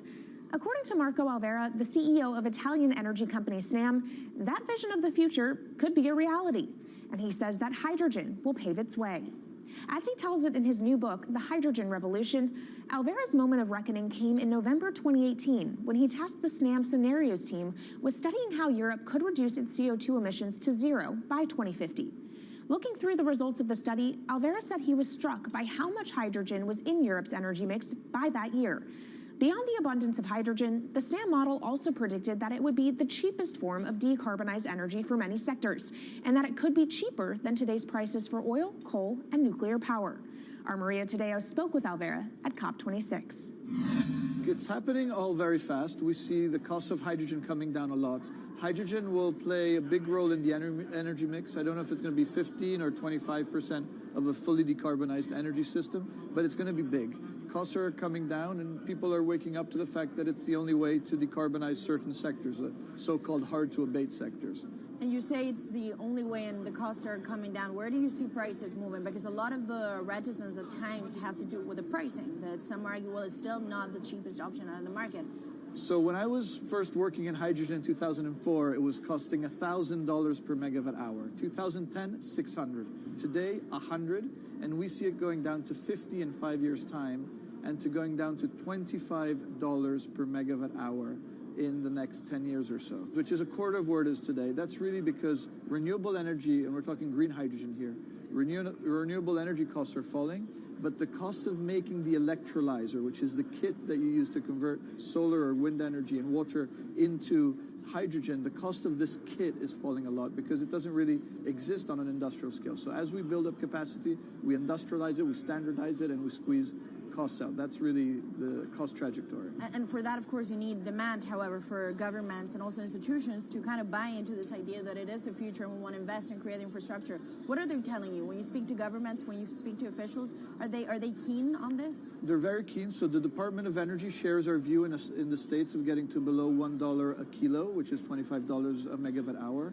The European Union has a hydrogen strategy, which is very clear, and several member states have the same. Chile wants to export a lot of hydrogen.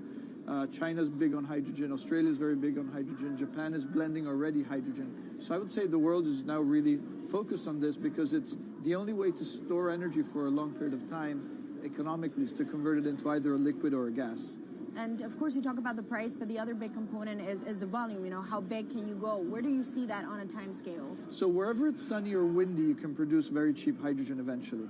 And so compared to oil and gas, which are concentrated in few parts of the world, it's going to be very democratic from that point of view. So every sunny place, every desert, every ocean wind can be turned into hydrogen that we can put on ships, in pipes, and really start trading it around the world. So it's going to happen a lot faster than a lot of people think. So, and when you say a lot faster, what is that in time? As I said, $50, which is essentially oil parity within 5 years. And then, depending on how quickly we ramp it up after that, we could get to $25, which is coal parity before the end of the decade. And in big scale. In big scale, because once you get to coal parity, that's the only way we're going to get China and India to stop burning new coal. We have businesses in China and in India, and I see a lot of hydrogen development, a lot of renewable development in both countries. The India announcement was incredibly strong on 2030. Some people were upset about the 2017 net zero deadline, but when it comes to 30, he announced a big commitment to get to 50% renewables. Were you surprised by it? I was surprised that they would make it so explicit, and even the net zero is a big thing for them. And so I think it will happen faster than 2070 because of the falling cost of renewable and hydrogen. India's burning 80 gigawatt of oil, of diesel, to keep the lights on. So there's an immediate opportunity there, and we're very interested in working in that country. And with regards to China, perhaps the fact that we haven't really seen them active, I guess the diplomats are working on this, but we haven't really seen the leadership.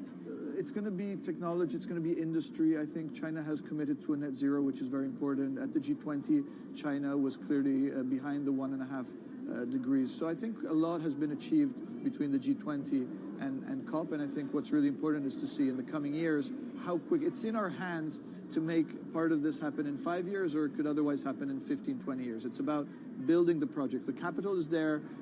We saw how many trillions of dollars are already committed. What's missing is really the projects, and that's where companies like us step in. Marco Alvera, CEO of SNAM there, speaking with our Maria Tadeo. Let's turn now to the aviation industry. It's a big contributor to global greenhouse gas emissions, and it's under pressure to change that. In October, the International Air Transport Association, a trade body representing airlines, approved a target of achieving net zero emissions by 2050. To achieve that, many airlines in the US and Europe are looking to buy sustainable aviation fuel made from renewable sources like used vegetable oil. Initiatives like these are pushing plane makers to come up with some radical new aircraft that will eventually cater to our growing appetite for travel without hurting the environment. We took a look at how Airbus, the world's #2 aircraft manufacturer, is stepping up to the challenge. How long until we can fly emission-free? Airbus says it's more confident by the day it can be done by its 2035 target.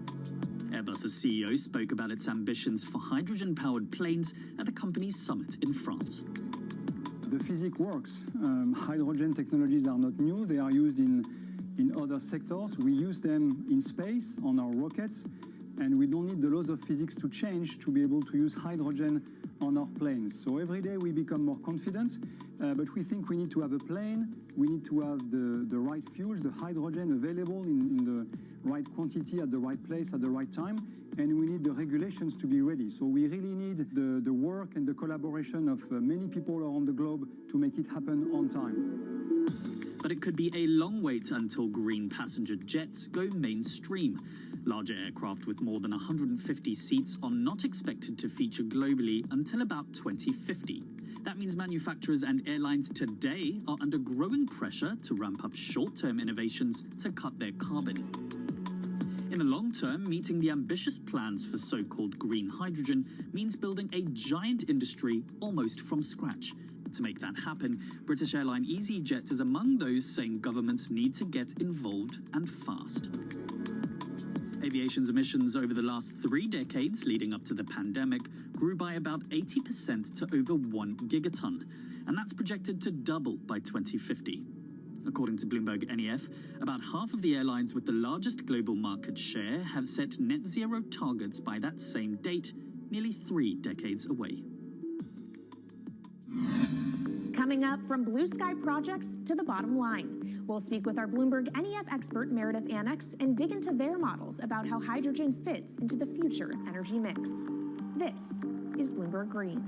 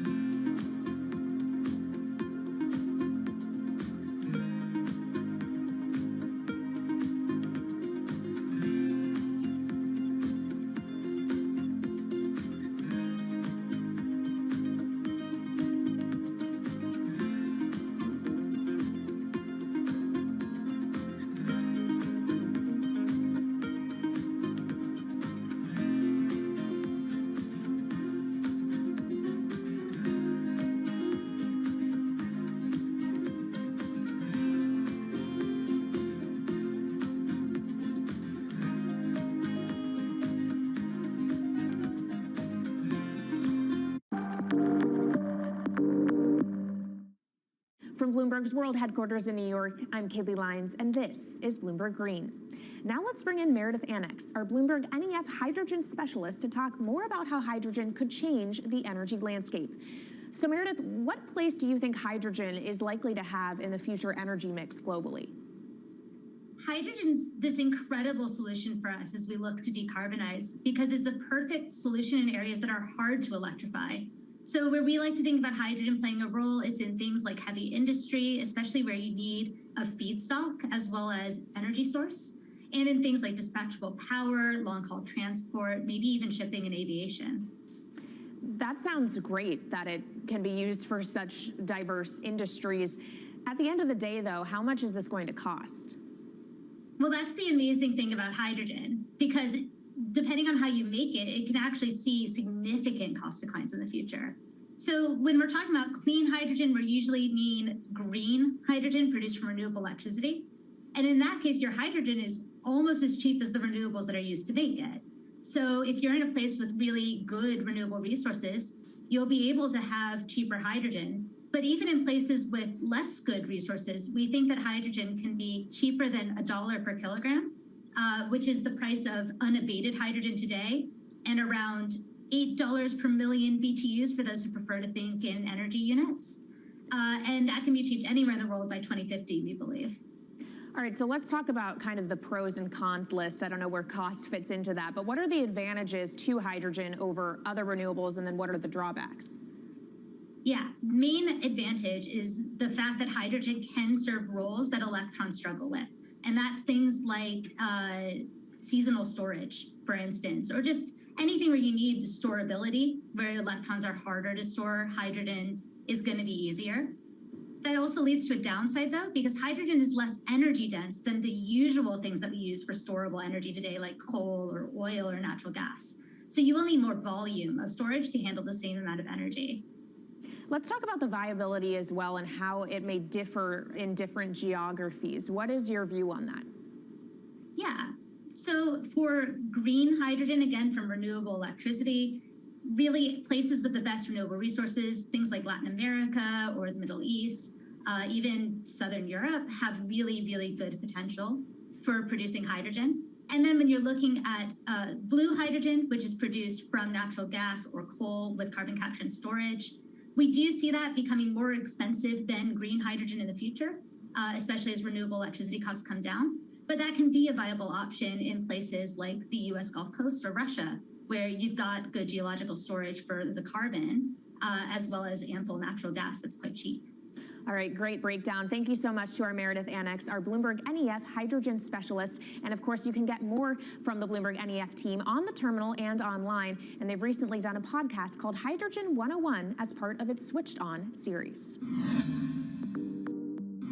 So from iron ore titans pivoting to cleaner energy to talk of a hydrogen revolution, that's it from this week's edition of Bloomberg Green. We'll be back next week with a deep dive into the state of electric vehicles. And you can keep the conversation going by following us on YouTube, Instagram, and Twitter @Climate.